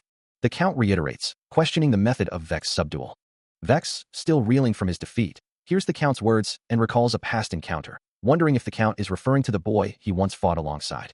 A name flashes through his mind, identifying the boy as Leopold. Count Raleigh, observing the young man before him, questions his success, asking if he had hoped for a different outcome, and stating that he hadn't expected him to return the ring without injury.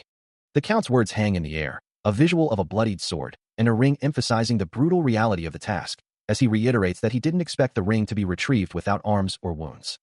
A memory flashes, showing Leopold, a young man with neat blonde hair, looking down at a ring, as the Count's voice continues, explaining that the ring was incredibly precious to Leopold, who had sadly claimed to have received it from the Count himself. Count Raleigh's gaze sharpens, his brow furrowed in disbelief, wondering how the ring could have been given up so simply. Kang Chiolho, his face etched with weariness and a fresh scratch, recalls the dire warning. He was told he would be killed if he failed, just as Fizzle had been. He looks away, a slight smirk playing on his lips, admitting that the task was far from simple. Count Raleigh studies his face, a thoughtful expression crossing his features, muttering about the young man's appearance. A soft ha escapes Kang Chiolho, a hint of dark humor in his voice, as he concedes the Count's point. He then concludes, his eyes distant, that this very fact was why he hadn't been attacked immediately. He gazes down, a single name echoing in his mind, Leopold. As he holds the glowing red ring, he recalls that before it was given to him, there were specific, stringent conditions attached, and he resolves to use that opportunity to his advantage. The crown should reign, and Master Leopold should at least show a bit of affection towards it. The bearded man explains that Leopold wanted to live by his father's side, protecting him as a reliable son. Even though he doesn't understand the young man's choices, Leopold was never hateful. The bearded man's expression darkens with concern. A question hangs in the air, concerning a man's feelings and the weight of a past decision. Kang Chiolho confirms that he did indeed receive the oath, and that it was given to him to protect the king. Count Raleigh, listening intently, recalls the boy's peculiar nature, surprised that he would give his loyalty for mere words. The conversation continues, acknowledging the truth of Raleigh's observation, but hinting at a deeper, unspoken reason. Kang Chiolho then recounts how he was lucky to have entered the dungeon with his comrades, a group that included boss Sampat and a bearded man, all of whom went through a life-or-death experience together. He speaks of the harrowing trials they faced, a monstrous beast looming in his memory as he describes their shared ordeal. During that time, he explains, Master observed him and gave him the oath, trusting him to be worthy. He emphasizes the trust placed in him, a bond forged through shared hardship. With conviction, Kang Chiolho declares that he will absolutely swear his loyalty to Count Raleigh. Still kneeling before Count Raleigh, Kang Chiolho maintains his posture of respect, while behind the Count, boss Sampat and the bearded man stand as silent witnesses. The Count, his expression stern, lets out a deep chuckle, a sound that echoes through the grand hall. He then speaks, his voice carrying a hint of amusement. Kang Chiolho, head bowed, listens intently, his face etched with a quiet determination. As Raleigh continues, his hand moves to the hilt of his sword, slowly drawing the polished blade from its scabbard. He gestures with the weapon, his words cutting through the air. I always knew you were a strong man. Holding the sword aloft, Raleigh's gaze fixes on the kneeling man, asking, but how could you say that in this situation? His expression hardens, declaring, it only sounds like empty words when you can say it while alive. Kang Chiolho finally lifts his head, his eyes meeting the Count's in silent understanding. Kang Chiolho's resolve hardens, accepting the terms of the oath. With a decisive step, Count Raleigh closes the distance. His blade flashes out, a swift, brutal swing aimed directly at Kang Chiolho, demanding his life. The impact rattles him, but he stands firm. Raleigh's hand shoots out, grabbing him by the collar, pulling him close. The Count's voice is low and intense, explaining that this very situation is all the more reason for his test. Looking up with unwavering eyes, Kang Chiolho declares his intent to keep the oath, regardless of the challenge. Raleigh pulls him even closer, his gaze piercing as he demands to know what the mercenary means by such a statement. Kang Chiolho, still bearing the marks of his recent ordeal, dismisses the Count's implied doubts, declaring himself no coward, nor one to shrink from fear, but rather a man unknown for his apprehension. The Count, however, cuts him short, demanding he get to the point. Kang Cheol-ho continues, describing a knight who appears brave and honorable. Raleigh asks for his true thoughts, and Kang Cheol-ho confidently replies that he's sure he'll be able to tell him. This response seems to surprise the Count, as Kang Cheol-ho's expression hardens with resolve, affirming his stance. From Raleigh's perspective, having sole control over someone trusted by others could prove quite useful. A grim truth hangs in the air. Whenever the Count devises a scheme, Urival proves to be an exceptionally useful tool. Standing over the lifeless body of Leopold, his red cape spread like a morbid fan on the polished floor, Count Raleigh declares that his own expression should be of minor concern to the woman, for no one would ever doubt Leopold's death with their own eyes. Turning his gaze to Kang Cheol-ho, the Count challenges him, asking if he is attempting to bargain. Kang Cheol-ho meets his stare, firmly stating that this is not a negotiation. Instead, he perceives it as an equivalent exchange between them. A memory or a symbolic representation flashes, showing Kang Cheol-ho kneeling before the Count, who reminds him, "You can't have what I promised you." Returning to the present, Kang Cheol-ho explains, "You should already know how important he is to me, because my family's situation isn't very good." His thoughts drift to a singular focus, himself. He concludes his thought, pondering to whom he truly owes his life. Count Raleigh studies the man before him, a new understanding dawning on his face as he remarks, "You are a much more dangerous man than I had thought." A moment of silence hangs in the air, the Count's gaze unwavering. Kang Cheol-ho, looking up, offers a solution. "There's an easy way to keep your enemies close by. I'll be wearing a smile." Raleigh finds this intriguing, muttering, "Interesting. I didn't even imagine this to happen." A pained groan escapes Cheol-ho, his face etched with weariness, as he considers the challenge. "How will I shut the mouths of the people who fought with you?" The Count's voice cuts through his thoughts, addressing him directly. "Fizzle." Cheol-ho's expression hardens with resolve. "I have an idea of how I will do that, as long as I have your permission." Raleigh's eyes narrow slightly. "Do you have my permission?" Into a complete lie. And so, a new narrative begins to take shape, as he prepares to weave a plausible story. Count Raleigh's voice cuts through the silence, accusing him of betrayal, of saving his beloved wife, while giving nothing in return. A heavy impact echoes through the room, as a fist slams down, punctuating the Count's fury.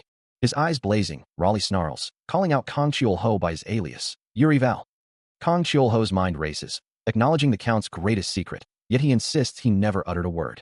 The tension remains palpable, as Raleigh's hand trembles, gripping his cane, urging him to continue. With a defiant glare, Kang Cheol-ho warns that if this is merely a jest, the Count will regret it to his bones. Raleigh, however, remains unyielding, merely curious as to why his greatest secret has yet to be revealed. A deep frown creases Count Raleigh's brow, his eyes filled with a profound weariness. Meanwhile, a younger man, Leopold, clenches his jaw, a single thought echoing in his mind. "This is it. If I screw up, my head might go flying." Raleigh, his back to another figure, speaks with a tone of accusation. "You fabricated documents so like this." He recalls the painful truth of Leopold's parentage, a constant reminder of his wife's affair and the resulting shame. That's why he gave his son a hard time.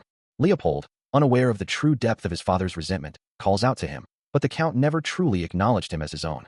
Raleigh clutches his head, the weight of his past grievances pressing down on him. Watch him grow up. The Count's pain only grew, and in the end, in a memory, or perhaps a vision, Leopold recalls a past encounter, where an unknown assailant made a hasty, desperate decision.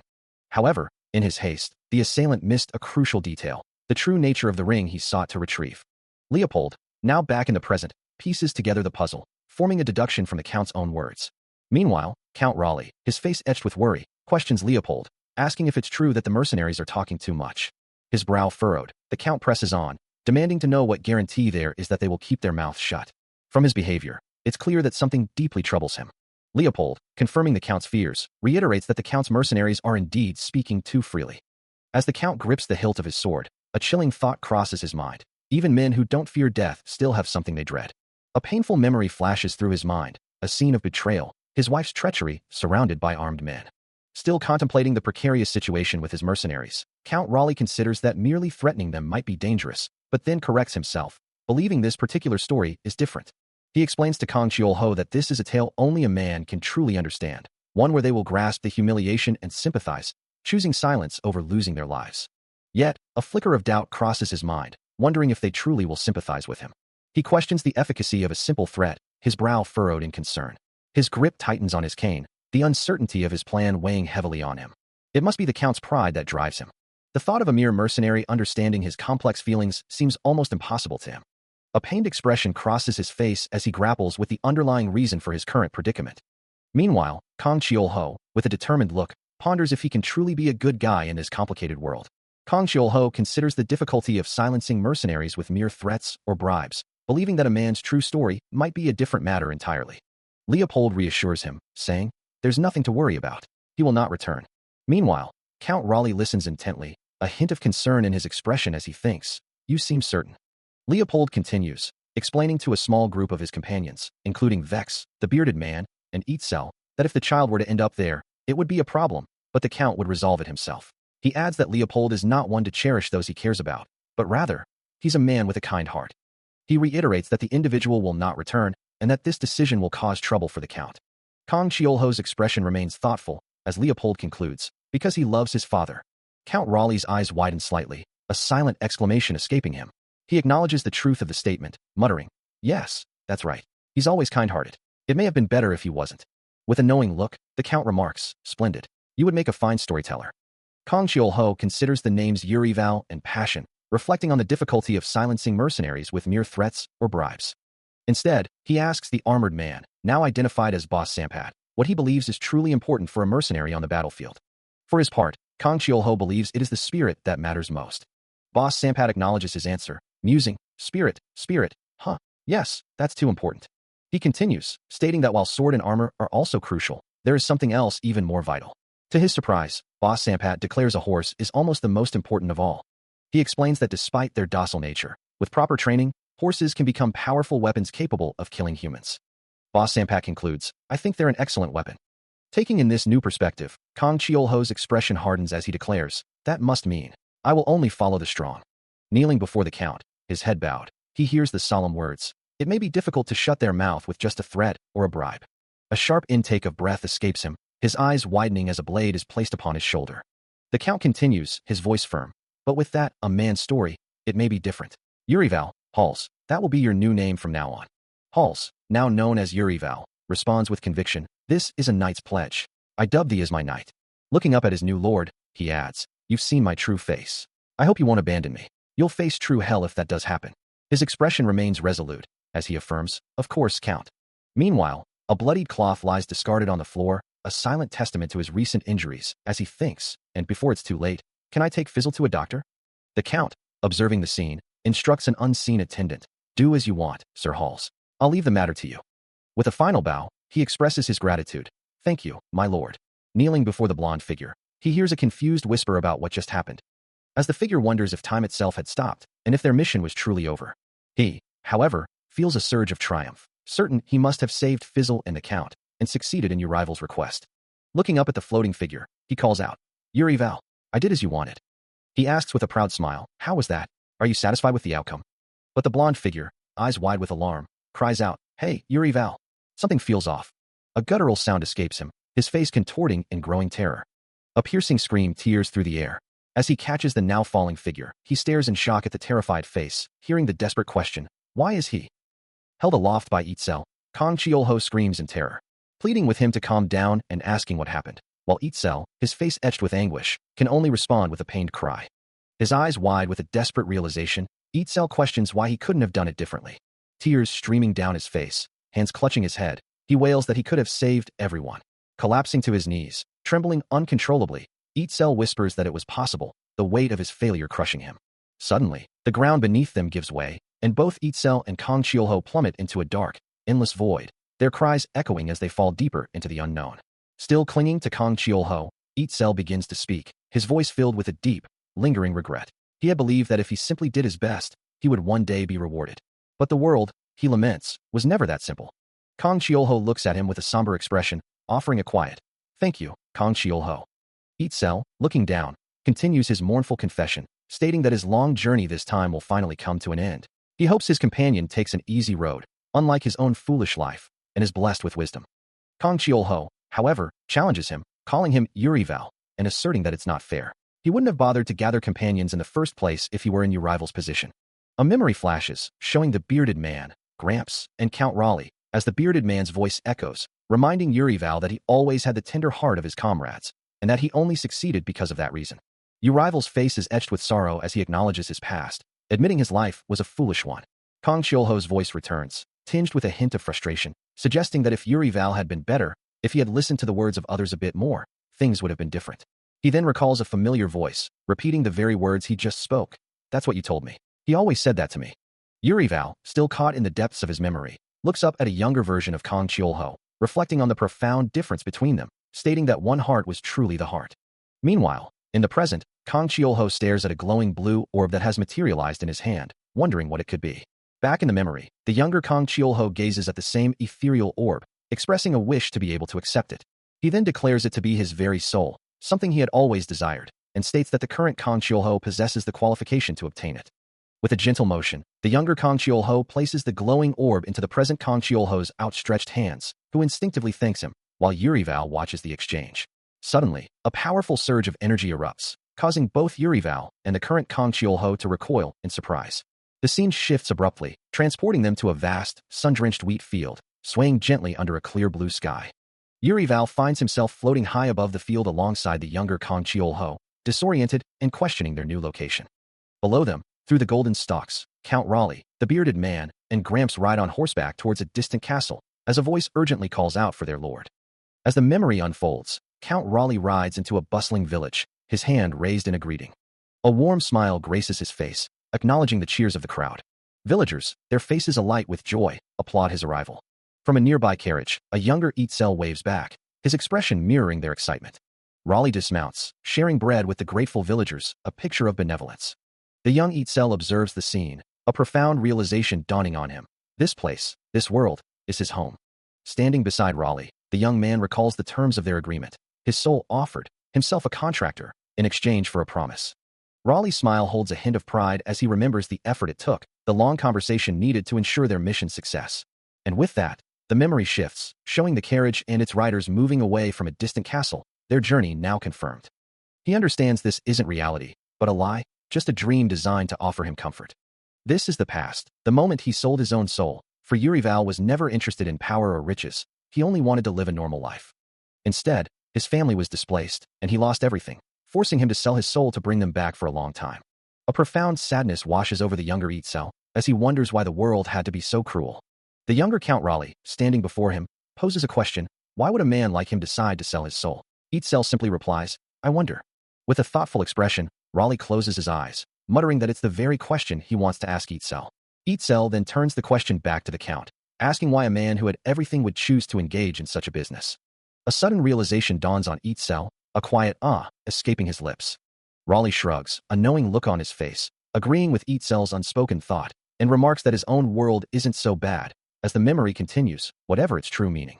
As the words echo, a blinding light erupts around him, overwhelming his senses. He recoils, a wave of confusion washing over him as the light intensifies, leaving him disoriented. A sharp pain pierces his eyes, forcing a cry from his lips, the dream threatening to shatter. He wonders if this is truly his return home, a question hanging in the sudden void. Then, a jolt, his hands instinctively reach out, pressing against a transparent screen displaying a modern cityscape, a stark contrast to the dream's fading reality. In a sleek, high-tech office, a woman with long, dark hair stands before a bank of monitors, her gaze fixed on the data, a hint of disbelief on her face. She mutters, her voice laced with frustration, questioning if the mission was ever truly possible. Another woman, with short, light brown hair, stands beside her, confirming an order to thoroughly investigate Mr. Hang Cheol-ho, as the first woman adds that he had cleared the bonus stage too well. Her expression shifts to one of profound bewilderment, wondering aloud what could have possibly transpired. In a sleek, modern office, a woman with dark, wavy hair smiles, remarking that it has been a good day for law, and she extends her gratitude on behalf of the company. Her expression brightens as she continues, acknowledging the recent level update, the acquisition of Yurival Pilshin's soul fragment, and the transportation back to the original dimension, telling Kang Cheol-ho that he is amazing for achieving 2 perfect clears in a row. Turning to gaze out the window at the city skyline, she muses that Yurival Pilshin's soul must have truly touched the bottom of his heart, a small sound of surprise escaping her lips. He considers the difficulty of silencing people with mere threats or bribes. But with what he calls a man's story, things might be different. Meanwhile, the office woman reflects on the expectation of her patrons, wondering if he had truly been there. She questions how such a thing could be possible, given they had just worked hard to make things more convenient for him. Kang Cheol-ho, standing before her, asks if it isn't more convenient to be less than human, finding the situation quite convenient himself. A memory flashes of a past mission, where the bearded man and Count Raleigh stood amidst fallen monsters, the Count asking if they would rather be the battled-down men, while the bearded man noted they worked hard to provide the most suitable surface for their service. Back in the office, the woman muses on the case, since he succeeded in acquiring something important. She states that Kang Cheol-ho returned in one piece, a hint of relief in her voice. He sits, contemplating her words, wondering if he should be thanking her, but dismisses the thought, knowing there's no need for thanks when it's all part of the mission. He listens as the office woman, with a slight smirk, asks if they should calculate his earnings, calling him a cunning man. Her fingers fly across the keyboard, the rapid clicks echoing as she states the calculation includes a 5% bonus, plus an additional 10%, for a total of 15%.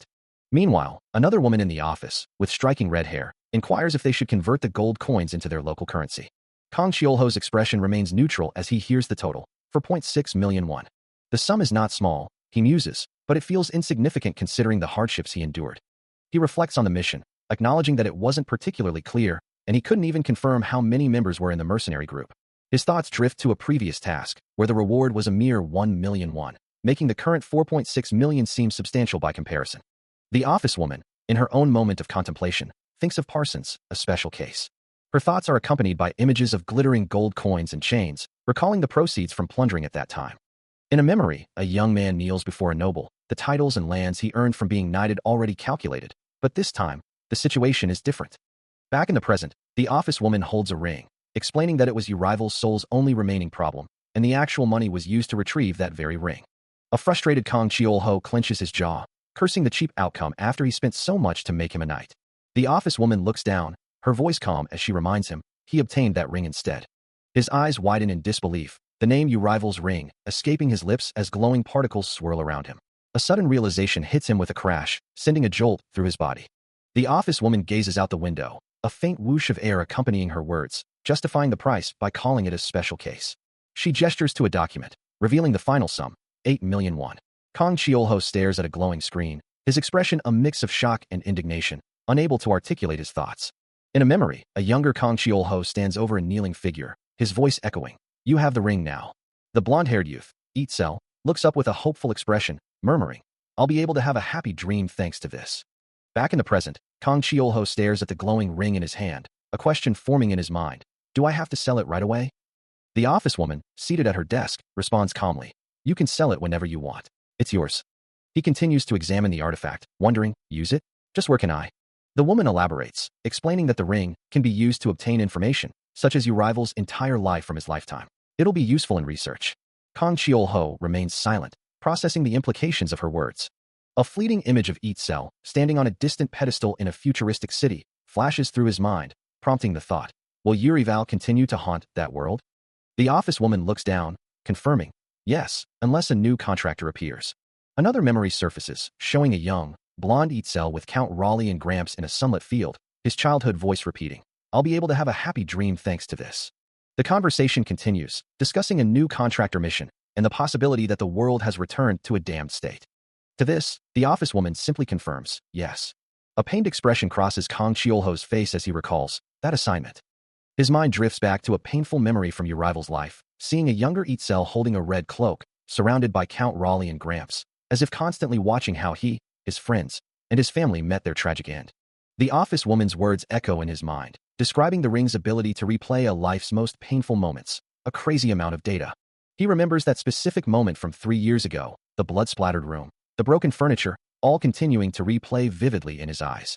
Back in the present, the office woman gently calls his name, asking him to listen for a moment.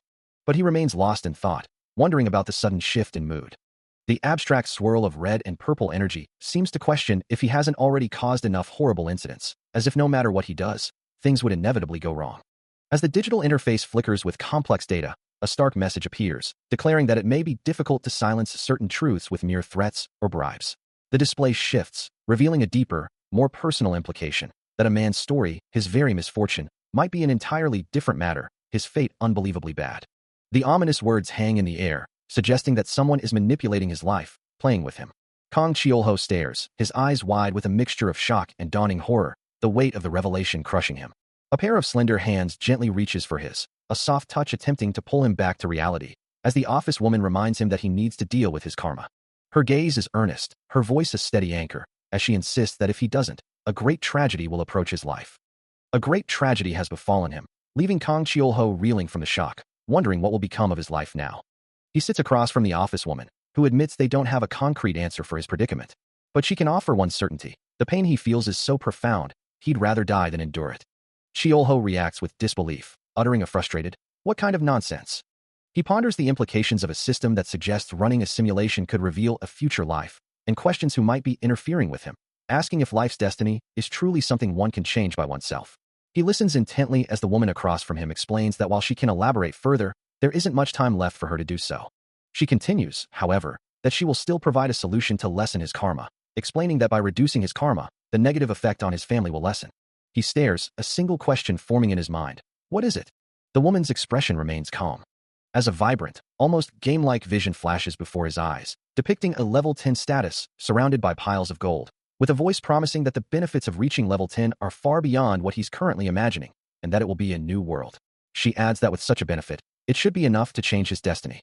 He looks away, a flicker of doubt in his eyes. His gaze sharpens, the amber of his iris reflecting the thought that level 10 isn't quite doable. He clenches his hand, acknowledging that there's nothing else he can do at the moment. Still processing the implications of the system, he acknowledges the situation, wondering when his next mission will be. A faint smile plays on the officewoman's lips, as she assures him they will be in contact within a few days. The city lights blur around him as he walks through the bustling night. His thoughts consumed by the recent revelation. A deep weariness settles over him. The fatigue feeling is real as a physical injury, leaving him utterly drained. He laments the meager reward for his efforts, a mere fraction of what was promised. Suddenly, his phone chimes, displaying a notification with a prominent skip button, and his eyes widen in shock as the screen reveals a stark message. Urival has been defeated. He glances at his phone, the screen displaying his recent earnings, a sum of 4.56 million won, reflecting on how he'd made 8 million in a year. Imagining himself amidst a sea of gold, he considers the vastly different benefits awaiting him, a whole new world. As he walks through the bustling city, a question lingers in his mind about the possibilities money could unlock. His thoughts drift to his family's struggles and his mother's hospital bills, remembering how money had always been the root of his past troubles, even earning him the nickname Hand-Stabbed. He gazes up at the towering buildings, the phrase level 10 echoing in his mind. Meanwhile, high above the city, the woman from the office contemplates the worth of a single life, a figure of 670,000 units appearing in her thoughts, wondering if such a high valuation isn't the true embodiment of worthlessness. She muses on the grim reality of such a high ratio, enough to drive an average person to despair and even suicide in a few years. Turning from the window, she discusses the results of a talent simulation with a colleague, mentioning the outcome. The city stretches out below, and a voice wonders if they will simply stand by and watch him struggle as it is. Still contemplating the situation, the woman in the office muses that she can't simply abandon him, feeling he's almost like the other one. Her thoughts drift to a mental image of Parsons and Leopold, two figures perfectly clearing their missions, with one having reached level 10 after completing his. Turning to her assistant, she asks how many IM missions are left, learning there are 12 remaining, and then instructs the assistant to calculate the average experience and level he would achieve if he were to clear them all perfectly. The assistant, a young woman with pink hair, confirms the request. Impatient, the office woman urges her to proceed with the calculation, watching as the assistant's fingers fly across the keyboard. The simulation runs, processing the data for all remaining IM missions. The results appear on screen, showing he would gain 12,000 experience and end up roughly around level 17. The office woman's eyes widen slightly, finding level 17 to be unexpectedly high. She acknowledges it's an opportunity to resolve all those long-term IM missions, but worries that reaching level 17 would leave a mark on his file, wondering aloud what she should do. She considers the difficulty of silencing those who might speak out, even with threats or bribes. The system interface displays karma, and a command is issued to add more. Her assistant, Min, looks on as she asks if they can even win the third round. Min recoils in shock, questioning why they would increase the pressure instead of reducing it. She argues that Kang Cheol-ho will break if they try to overload him, warning that the head office will hear about it if he can't endure and ends up killing himself. The office woman turns to Min, asking if she has suddenly started to care. Min hesitates, then quietly affirms her concern. The office woman explains that he has family and friends, then orders all of his data to be pulled and sent to Mr. Hang Seo. A warning flashes across the screen, displaying Kang Cheol-ho's image. Min Seo, still concerned, points out that Kang Cheol-ho's luck has dropped significantly, now at 3 million, but then quickly adds that it should be enough. The office woman agrees, her expression calm, confirming that it would indeed be enough. Min Seo, however, remains uneasy, addressing her superior as president and questioning if she's truly serious about their plan. The office woman dismisses her worries with a wave of her hand, explaining that even if it seems excessive, this approach will ultimately yield better financial results. She then instructs Min Seo to check Kang Cheol-ho's karma, emphasizing that if he has a negative balance, they won't be able to add to it later. Min Seo, still skeptical, wonders aloud if money can truly solve everything, especially when dealing with someone like Kang Cheol-ho, who she believes will likely end up kneeling. Her superior, however, asserts that on Earth, particularly in Korea, money can indeed solve almost everything. She then issues a new directive to contact the head office and place Mr. Hang Seo under 24-hour surveillance. With a determined gaze, the office woman declares that she cannot afford to lose such a quick and easy talent. With a subtle smirk, she resolves to give him a lot of support, intending to quickly raise his standing, and once that's done, her plan will be complete. Her gaze sharpens as she considers the next steps for her ambitious plan. His thoughts drift to his occupation, a constant presence in his mind. Walking through the city, a sense of accomplishment washes over him as he considers his recent earnings, thinking that it's his first time buying so much with his own money, enough for his family to feast for the next half a year. A small smile plays on his lips, acknowledging that money, after all, is quite nice. Under the vast night sky, he feels a profound relief, his anxiety gone, replaced by a newfound feeling of stability. But as he reviews the stack of bills, apartment rent, credit card statements, living expenses, and his mother's hospital bill, the weight of reality begins to settle in. He clutches his head, the initial joy fading, realizing that with so many things to pay, even $1,000,001 could vanish in a flash. He walks through the city night, a plastic bag in hand, his mind still reeling from the unexpected earnings, wondering how he could possibly explain such a sum to his family. They would surely be suspicious, he thinks, deciding to simply tell them he wanted playing a game. As he approaches his apartment building, a sudden, heavy thud echoes. Before he can react, a hand shoots out, grabbing his ankle, and a voice calls out his name, leaving him stunned. A man in a sharp suit steps into view, a chilling smile on his face, greeting him with a familiar name, Cho Min-soo. The plastic bag he carries is violently ripped open, its contents scattering across the pavement. Two figures descend upon him in a blur of motion, one delivering a brutal kick, the other a swift punch. He collapses to the ground, another punch landing squarely on his face, the harsh reality of his situation crashing down on him. A pained gasp escapes him as the assault continues. He hits the cold pavement with a sickening crunch, the impact echoing through the night. Before he can even recover, Cho Min-soo grabs him by the collar, pulling him roughly to his feet. His face contorted in a furious snarl, Cho Min-soo screams, demanding to know what Kang Cheol-ho thinks he's doing, threatening his life. Blood already trickling from his nose, Kang Cheol-ho struggles to form words, trying to address Cho Min-soo. But his explanation is cut short as Cho Min-soo delivers a brutal kick, accusing him of ruining his family.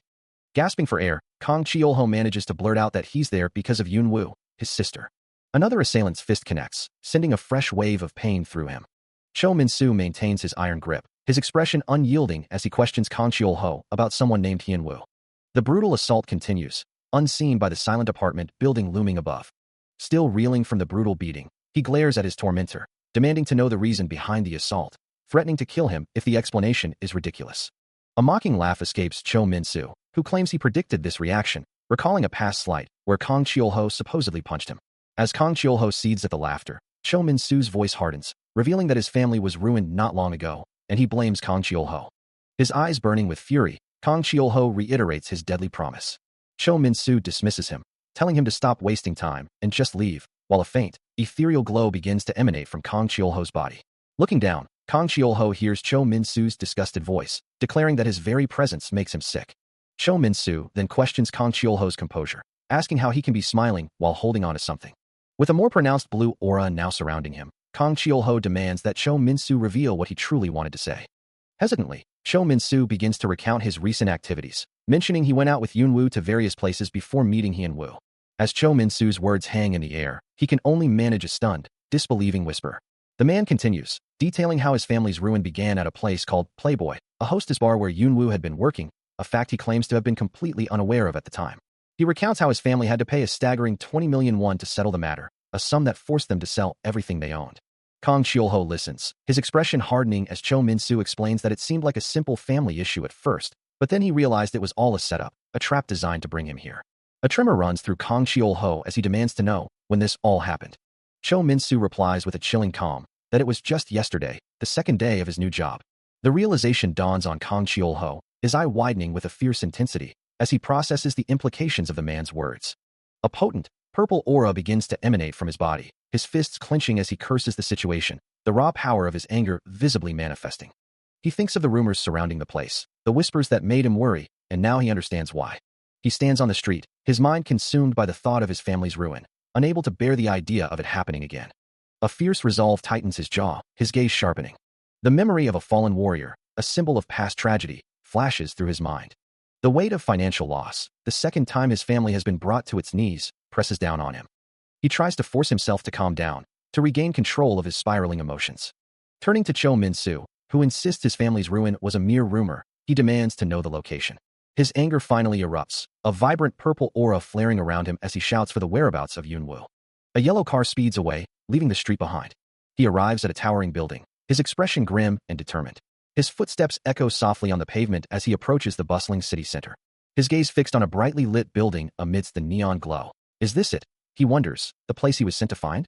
A low hum emanates from the vibrant signs, a stark contrast to the turmoil brewing within him. And as the full reality of the situation settles, a furious realization twists his features. This isn't the way, Yunwoo. This is definitely not the way. A man in a sharp red bow tie and a woman in a matching red dress offer a welcoming smile. As the host greets Kang Cheol-ho, asking if he's a new face or if he came alone. Kang Cheol-ho's thoughts drift to Yunwoo, wondering if she still works here. Beside him, Min-seo looks down, a subtle discomfort crossing her features, while Cho Min-soo watches from a distance. The host, still smiling, inquires about the person Kang Cheol-ho is searching for. Min-seo confirms her employment, and the host then asks if Kang Cheol-ho is acquainted with Cho Min-soo, who is a regular. He had been asked to deliver a message to someone named Yunwoo, who supposedly worked here. Perhaps, he considers, it would be better to simply tell them he is her brother. A young man, the club's host, approaches him, asking if he is Mr. Min-soo's acquaintance, then inquires about Yunwoo. The host explains that she has just started serving customers, and is likely busy. Kang Cheol-ho lets out a soft "oh," realizing he cannot simply wait for her. The host, sensing his impatience, offers to take a message or have him wait in a private room, but Kang Cheol-ho's gaze remains fixed on the club floor. His foot begins to move, and the host quickly grabs his arm, a desperate stop, escaping him, as he tries to prevent Kang Cheol-ho from moving further into the club. The host pleads that there's no need to be so impatient, his grip firm on Kang Cheol-ho's arm. Despite the club host's stern warning that he cannot act like that in a place of business, he remains silent, his resolve unwavering. The host shoves him back forcefully, sending him stumbling and falling to the ground, a surprised gasp escaping the host's lips. But he quickly recovers, springing to his feet and sprinting down the opulent hallway, his destination clear, room 5. The golden number 5 gleams on the door, confirming his target. Without hesitation, he twists the handle, the latch clicking open. Inside, a lively party is in full swing, laughter echoing through the private room, bottles of liquor scattered across a large round table. A man with glasses, seated beside a woman in a pink dress, turns to her, demanding to know why she's opening room 5 when they hadn't called for service. But the woman, Kang Yunwoo, is already looking past him, her eyes meeting the determined gaze of Kang Cheol-ho, who stands in the doorway, questioning her presence. Yunwoo stares, wide-eyed, at the man who just burst into her private party, barely able to utter a question about his presence. As he lunges forward, grabbing her arm with a fierce grip, while a man in a suit behind her recoils in shock. A cold, blue aura seems to emanate from Cheol-ho as he glares, his expression unyielding. Yunwoo struggles against his hold, her face contorted in a mix of surprise and pain, the suited man behind her stammering in fear. She tries to pull away, her body twisting, demanding to know how he found her, and if Min-soo was involved in revealing her location. Cheol-ho remains silent, his gaze intense, the blue energy still faintly swirling around him. He yanks her forward, pulling her towards the exit, his voice low and firm, telling her to be quiet until they leave this place. She gasps in protest. Inside a dimly lit club, Cho Min-soo stands with Min-seo, a tense atmosphere hanging between them. His voice sharp with accusation, Min-soo declares the situation an obstruction of business, demanding compensation for a ruined customer's mood. Suddenly, he lunges, grabbing Kang Cheol-ho's arm with a fierce grip, while Min-seo watches in startled surprise. Without hesitation, Min-soo delivers a brutal punch, his fist connecting squarely with Cheol-ho's face. A gasp escapes Min-seo's lips, her eyes wide with shock at the sudden violence. Cheol-ho's face contorts in pain, the impact of the blow rattling through him. But before Min-soo can press his advantage, Cheol-ho retaliates, his hand shooting out to seize the other man by the collar, a fierce glint in his eyes. The force sends Min-soo reeling backward, his expression shifting from aggression to stunned disbelief as he loses his footing. Standing over the now fallen Min-soo and Min-seo, Cheol-ho's voice cuts through the silence, questioning if a punch is the only form of business obstruction. Still holding Min-seo firmly, he continues to speak, his words carrying a weight that makes her flinch. She can only manage a small, shocked sound, her eyes wide with disbelief as he presses on. A bead of sweat trickles down his temple, revealing a flicker of internal struggle beneath his calm demeanor. He looks at her intently, his question hanging heavy in the air. Min-seo collapses to the ground, a cry escaping her lips, her gaze fixed on the unconscious Cho Min-soo beside her, the scene too much to bear. Her feet pound against the pavement, a desperate escape from the chaos. She races through the neon-lit city streets, the vibrant lights blurring into streaks as she flees into the night. Suddenly, a hand clamps around her arm, halting her flight, and she cries out in pain, demanding to be released. Turning back, her eyes widen in recognition, a single word escaping her lips as she identifies her captor. Still held firmly by the arm, she struggles, demanding to be released. He looks at her, a hint of concern in his voice, asking if she's truly worried. Her eyes flash with anger as she retorts, accusing him of making money from unsavory places because he has nothing else to do. His grip tightens, his expression hardening, as he questions her, asking if she feels no shame for their parents. A bitter, mocking laugh escapes her lips, a sound that chills the night air. Confused by her reaction, he asks why she's laughing. Turning her back to him, she walks away, a final, cutting remark hanging in the air. He hadn't even recognized her. As the city lights blur around him, his thoughts drift back to the man he saw earlier, a lingering question in his mind. His footsteps echo softly on the pavement, carrying him deeper into the night. Min-seo looks at Kang Cheol-ho, asking what he means by family, and continues, wondering if he's not embarrassed by his family's wealth, or if he should be pitted for his misfortune. A troubled expression crosses his face. Min-seo then presses him, asking if he knows the amount of money his family has. He responds with a quiet admission that he doesn't know. Then, his gaze hardening, he reveals that he's been paying off a debt. The burden of hospital bills weighs heavily on Min-seo, who confronts Kang Cheol-ho, asking if he truly believes the two of them can bear such a load. Turning away in frustration, she declares that not even the wealth of a company executive would be enough to cover their expenses. Tears streaming down her face, she challenges him, asking if he thinks she enjoys spending the rest of her life like this. The staggering figures of their debt, over 100 million won with monthly interest in the hundreds of thousands, spill from her lips, as she questions his right to lecture her, given his reclusive state. He stares, wide-eyed and silent, absorbing her words. Her face remains a mask of sorrow, the tears still flowing freely. Kang Cheol-ho looks down, acknowledging the truth in her accusations, finding himself without a single word in his defense. He questions his own right to speak, recalling how Yunwoo always took his share, or perhaps even more, yet he hesitates. A deep regret settles over him, wishing she had told him sooner, believing he could have found a way to earn money and help. He listens as Min-seo's voice rises, demanding to know the source of their money troubles, her frustration evident as she insists they could have paid off a smaller sum. She presses him further, asking exactly how much they still owe, her words laced with disbelief that he could have accumulated more debt after she had already settled their previous one.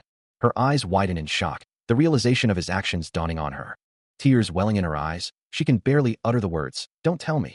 You received an advance payment from those guys?" Turning away from him, Min-seo walks off, her voice trembling as she asks how much he could have possibly received.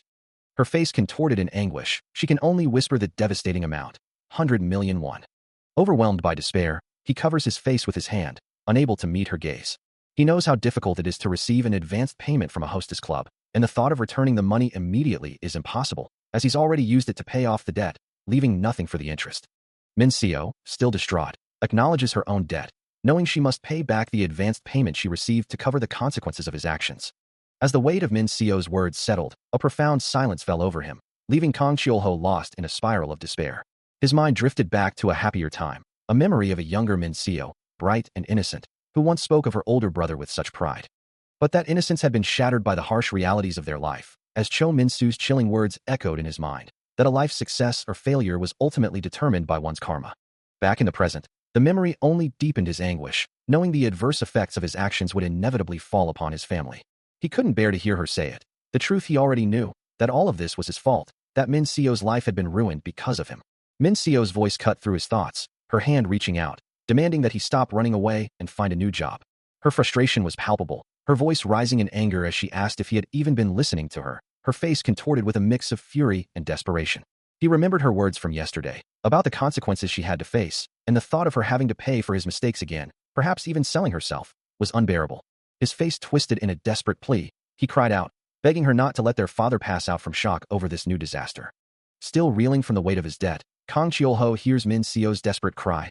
"I have no choice," she exclaims, turning to face him, demanding to know what he intends to do. Her hand reaches out, firmly grasping his, a silent plea for him to take action. He tries to reassure her, telling her not to worry about the money, promising he will take care of it. Her eyes widen in disbelief, a single thought echoing in her mind. How can Appa?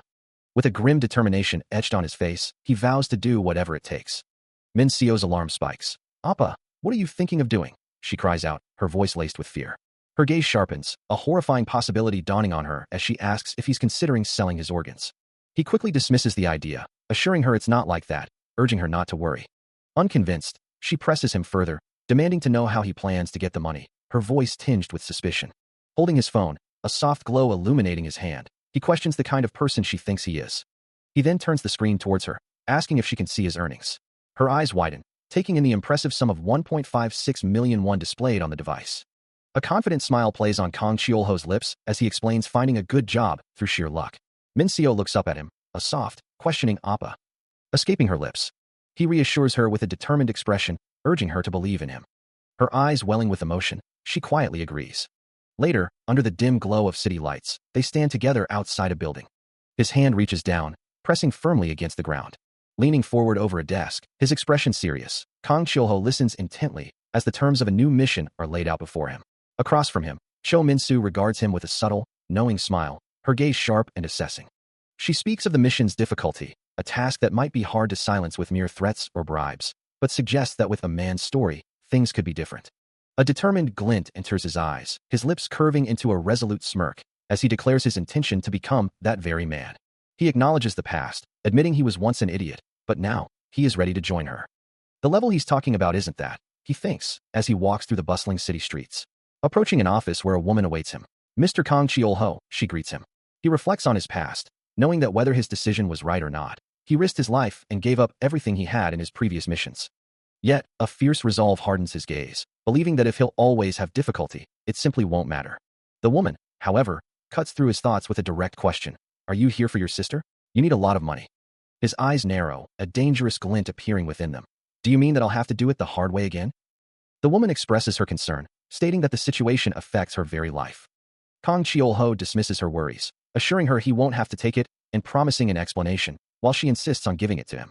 He then reveals his true intention, asking if she has a mission worth 50 million won. Surprised, she confirms that they do. Just as he expected, Kang Cheol-ho declares he'll take the mission and demands to be sent there immediately. The woman considers his words, a thoughtful expression on her face. He looks at her, confused, asking what's wrong. As she turns to walk away, she tells him that if he insists on doing things the hard way, she can send him, but he should know something. Turning back with a stern gaze, she warns him that if he goes there with his current level, he'll die. He looks up, a surprised expression on his face, as the businesswoman's words hang in the air, prompting him to question the meaning of looky. Sitting at a desk, he presses for clarification, asking if there's a chance he might not survive, and if such a thing could truly happen. The businesswoman, her expression serious, acknowledges that she hasn't fully explained the situation to him yet. Kang Cheol-ho, now looking more concerned, inquires about the mission risk and what level she's referring to. A visual explanation appears, illustrating the concept of synchronization rates, showing how a person's physical form relates to an armored counterpart. Now shirtless, his concern deepens as he understands. The more damage he takes during a mission, the lower his synchronization rate will become, directly reducing his actual combat ability. The businesswoman explains that his current level is only 3, and for his own safety, she can only set the mission difficulty at F5. Holding her phone, her voice takes on a graver tone, warning him that as mission difficulties increase, the risk of death approaches 100%. With her eyes closed, a hint of regret or solemnity on her face, she continues, describing the dire consequences if he were to ignore these safety precautions and attempt a mission worth 50 million won.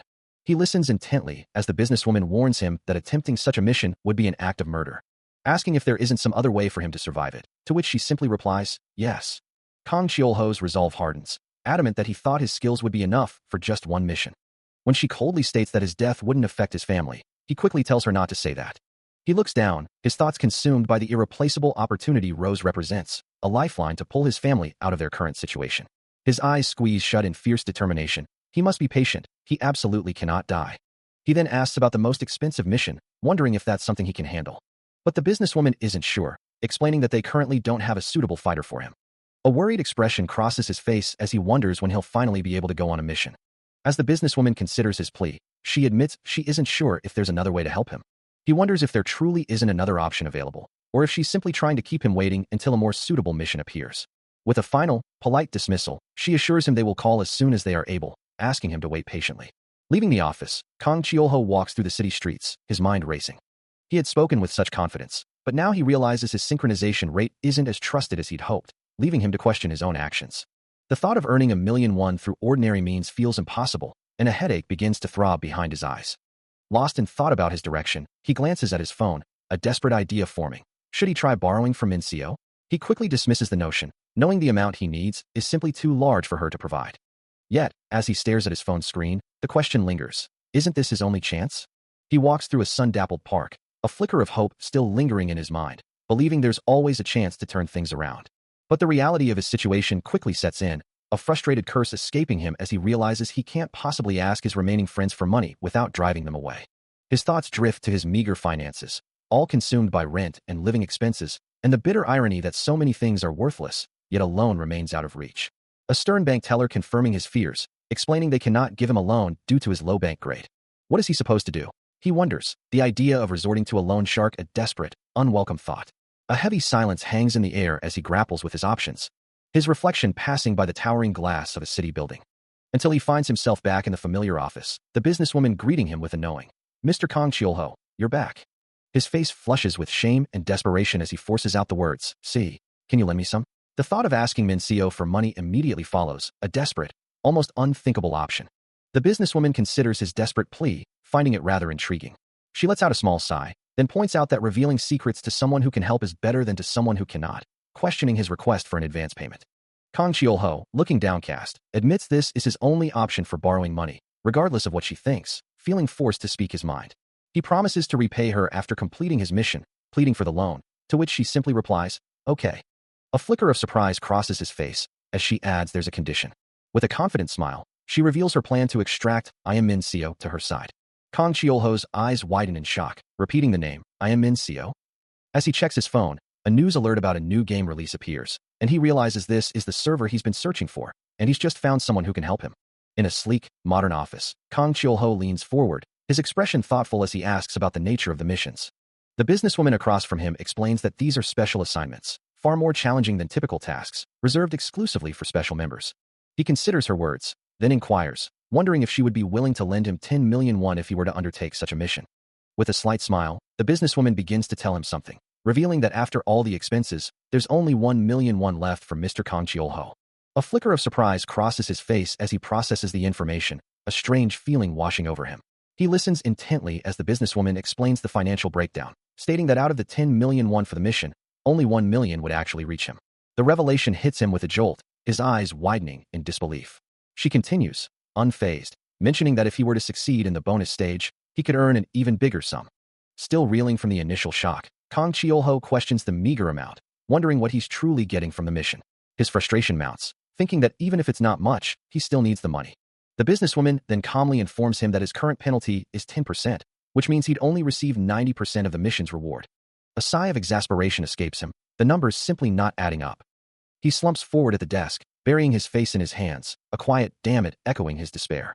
Looking up, his face a mask of disbelief, he asks why the penalty is so steep. The businesswoman offers a revised deal, proposing, "Then how's this? I can raise it up to 80% for you." Considering the offer, Kang Chiol-ho asks about the catch. What's the condition? She explains the mission's inherent risks, detailing the information, synchronization rate, and the heavy burden he would have to bear. He recalls her previous warnings about the mission's difficulty, confirming, "You said that I'll experience a lot of pain and fail, right?" She simply affirms, "Yes." A pained expression crosses his face as she adds that the risk for him is quite high. Despite the grim prognosis, a determined look settles on his features. "Okay, I'll do it," he declares, resolving to endure the suffering. The businesswoman smiles, pleased by his spirit, and informs him she will transport him immediately. His eyes widen in surprise. "Right now?" he asks, recalling a previous, drawn-out experience. She cuts him off, addressing him by name. "Mr. Kang Chiol-ho, in this mission." He is engulfed in a blinding light, a voice echoing a warning to be careful not to lose consciousness. Meanwhile, the businesswoman watches, hoping he will return in one piece. His eye glows with an intense, pixelated energy, as if struggling to comprehend the sudden shift. The light intensifies, consuming everything. Then, a serene blue sky with fluffy clouds appears, signaling a transition. In a separate office, a pink-haired assistant sits at her computer, monitoring the situation. Suddenly, she leaps from her chair, shouting for the president. Her face contorted in distress, she demands to know what they are doing, revealing that Kang Chiol-ho's synchronization rate limit is 30%, and questioning why it was raised to 50%. The businesswoman, however, remains calm, stating that she never forced him, and he himself agreed to it. The pink-haired assistant confronts the businesswoman, her voice rising in disbelief. "You only mentioned that the reward percentage was 50%. You forgot to mention about the risk being raised to 50% as well."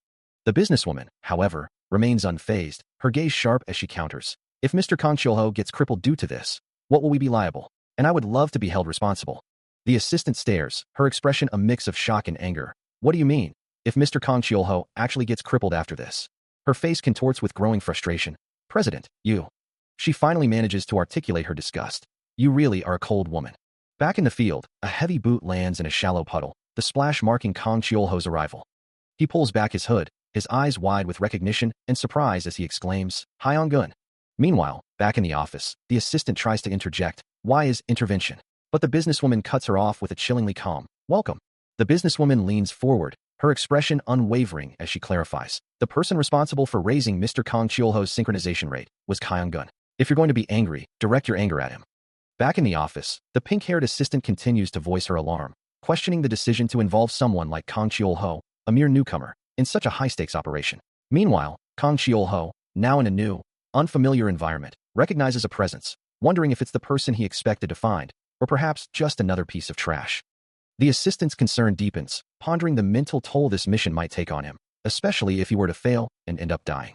He looks up, his thoughts echoing the sentiment, wishing only to earn enough to support his mother, or perhaps, just to be done with it all. The businesswoman, however, remains unconcerned, her expression cold as she dismisses the assistant's worries, insisting that the responsibility for this mission lies with Hyung-gun. As the digital interface confirms his successful character login, a new message flashes across his vision. A soft, golden light washes over him, followed by another system alert. The beginner protection penalty has been removed. The implications are stark, as the next message warns that any injuries sustained by his character will now directly affect his original body. The final warning is chilling, a stark reminder to be careful of permanent damage. He groans, his eyes squeezed shut against an overwhelming sensation. Still, the feeling of being transported never quite settles, he muses, standing amidst a shimmering aura. A moment of stunned silence passes before the realization hits him. This is truly another beginning. The towering facade of the SOS office gleams under a clear sky, and inside, a confident businesswoman remarks, "It's great that you're so spirited." Her eyes briefly glow with a faint green light as she adds, "Then I'll transport you right away." Kang Cheolho, caught off guard, can only stammer, "All right now?" Before he can protest further, her hand reaches out, green particles swirling around their clasped fingers as the magical transfer begins. Now in a new, unfamiliar room, he rubs his head in exasperation, muttering, "It was like this the last time as well. Are you purposely always like this?" His frustration boils over, causing his reddish-brown hair to spike and glow with an angry orange-red energy, his eyes burning with the same fierce light. The businesswoman, her expression serene, explains that while it might be easy to silence others with threats or bribes, her eyes glowing with an intense, crimson light, a man's story is a different matter entirely, cautioning him to be careful not to lose himself. As her words echo, Kang Cheolho's own eyes flare with a brilliant white-blue light, his hair standing on end with crackling energy, a look of utter bewilderment on his face. The businesswoman offers a final, knowing smile, assuring him that she will return soon. Then, a cascade of golden particles erupts, swirling around abstract, glowing figures, as the magical transfer completes. A system message flashes into existence, confirming the successful character login, followed by notifications that his activating skill option has been removed, the limit has been removed, and the newbie protection penalty has been deactivated, signaling a full integration into the system. Another message warns him to be careful of overweight damage, implying new mechanics are now in play. Finally, a fully formed avatar, glowing with ethereal blue light and clad in spectral armor, materializes, ready for whatever comes next. He appears in a new, abstract space, surrounded by shimmering, glowing particles, a heavy sword strapped to his back. His armored form is revealed, showing a toned physique beneath the dark plating. But a sudden, sharp pain rips through him, causing him to gasp as blood splatters from his mouth, a feeling of being trapped overwhelming his senses. He doubles over, clutching his stomach, the agony intensifying with each passing moment. His hand clenches tightly, the sensation growing worse, leaving him bewildered by this sudden, fierce feeling. His face contorts in pure anguish, his eyes beginning to glow with an ominous red light. The crimson glow intensifies, veins visibly throbbing around his eyes as his insides feel as if they are fiercely burning. He collapses, writhing on the ground, a dark, swirling aura erupting around him as the memories of his life, the most intense moments he's gone through, unfold immediately before him. His face is a mask of extreme agony, his eyes burning with an infernal red as the dark aura around him surges, consumed by the overwhelming flood of his past. As the memories flood his mind, a scene unfolds where a woman's hand reaches out, only to be firmly grasped by his own, her voice echoing with a question, "Stranger, what do you want?" She stands with arms crossed, a hint of annoyance in her expression, accusing him, "You always make a scene." The memory shifts to a more formal setting, the woman now veiled, facing an older man in a suit, who declares, "I tell you the truth. I am the chief." She challenges him, "Just you don't believe me?" Another fragment shows his hand gently resting on her head, a quiet reassurance offered, "It's no big deal." The white-haired older man from the previous memory appears again, his gaze direct, greeting, Welcome, stranger. He then muses, I guess this time is a bit different. He continues, defining his role. I'm a secretary. I'm a mere guard. Then, correcting himself with a deeper understanding. No, that's not it. I'm the guardian of the ancient knowledge. I'm the guardian of thought. A pause follows, but the brown-haired woman, now clad in a dark cloak and holding a sword, looks up, her voice questioning. Aren't you the first guardian? Kang Chiol-ho, his eyes a striking blue, looks forward with resolve, declaring, I'll put my faith in you. The memories then dissolve into a chaotic swirl of red and black lines, a visual representation of the internal turmoil and transition. As the fragmented memories continue to assault him, a scene unfolds where a white-haired mentor addresses a younger Kang Chiol-ho, explaining that while it might be difficult to silence others with mere threats or bribes, a man's story could prove to be a different matter entirely. In the present, Chiol-ho's body convulses, blood splattering as he screams in raw agony, blue particles of energy swirling around him. Another memory flashes. The mentor offers an apology, to which a brown-haired woman, Min, responds with a gentle, It's all right. The mentor repeats his apology to the younger Chiol-ho, while Min's reassuring words echo, It's all right. The pain intensifies, forcing Chiol-ho to his knees, his screams tearing through the air as he collapses, his body racked with torment. His eyes blaze a furious red, a guttural command escaping his lips as he struggles against the overwhelming force, demanding it to cease. A dark, oppressive aura erupts from him, his mind reeling with the weight of sins, losses, and a life that feels both intimately his and utterly alien, as he laments, I've lost my everything, my family, my home, my life. Lying amidst the swirling blue particles, his red eyes still glowing, a chilling realization dawns on him. These memories, this suffering, this death, they are not his own. The intense experience finally overwhelms him, leaving him crumpled on the ground, groaning in pain and utter exhaustion, defeated by the borrowed past. Still reeling from the overwhelming memories, he lies on the ground, his body shaking uncontrollably, a deep-seated hatred seemingly engraved into his very bones. As a dark, smoky aura begins to swirl around him, his eyes ignite with a fierce blue glow, and a desperate no escapes his lips, a futile attempt to resist the power surging within. The intense blue light from his eyes pulses with raw energy, and he realizes with growing dread that the bloodlust consuming him simply won't stop. A pained groan escapes him as he clutches his side, the agony of his wounds a sharp counterpoint to the rising power within. His entire body screams, a primal warning of the world's imminent collapse around him, but a different kind of power begins to stir. His amber eyes ignite with an electric blue glow, crackling with raw energy, a defiant refusal to yield. The bloodlust, an overwhelming, unstoppable force, threatens to consume him, but he pushes back, channeling its ferocity. Blue energy flares around his hand, a silent declaration that he will not be underestimated. With a powerful stomp, his legs glow with the same fierce light, his resolve hardening. He will rip them apart. Now enveloped in a vibrant blue aura, Kang Chiol-ho assumes a battle stance, ready to cut down any who stand in his way. In a shadowy, dreamlike forest, indistinct figures move through the gloom, one voice questioning the path ahead, while another reassures them to simply follow. The same hushed exchange echoes through the dark woods, a sense of uncertainty hanging in the air. Suddenly, a sharp amber eye snaps open, and a hand clenches, as if driven by an urgent, singular thought. He has to find it. Lost in the same dark forest, Kang Chiol-ho repeats the mantra to himself, his gaze fixed downward, consumed by the need to locate something vital. Then, the air around him grows cold, and he looks up, startled, calling out a name. Yurival? He insists he isn't imagining things, that he truly saw a face. He questions the unseen presence, asking if it was the one who spoke to him. In response, a gloved hand emerges from the shadows, presenting a small, glowing crystalline orb. A faint smile touches Kang Chiol-ho's lips as he accepts the gift, offering a quiet thank you to Yurival. The orb pulses with a soft, ethereal light, its intricate crystalline structure shimmering with latent power. A gloved hand grips a wooden handle, poised for action. A man with dark hair looks down, his expression resolute, wondering aloud, where's Blackout? What I want is now. His eyes glow with a faint purple light as he considers the challenge ahead, knowing that a simple threat or bribe won't be enough to silence his targets, but a man's story might be different. His current objectives are clear: locate Blackout and confront Yurival, who is linked to a program called Torture.exe. He acknowledges that his adversaries are not easily swayed by money or power, believing that only a compelling man's story can truly move them. With a determined glint in his purple eyes, he resolves to find it himself.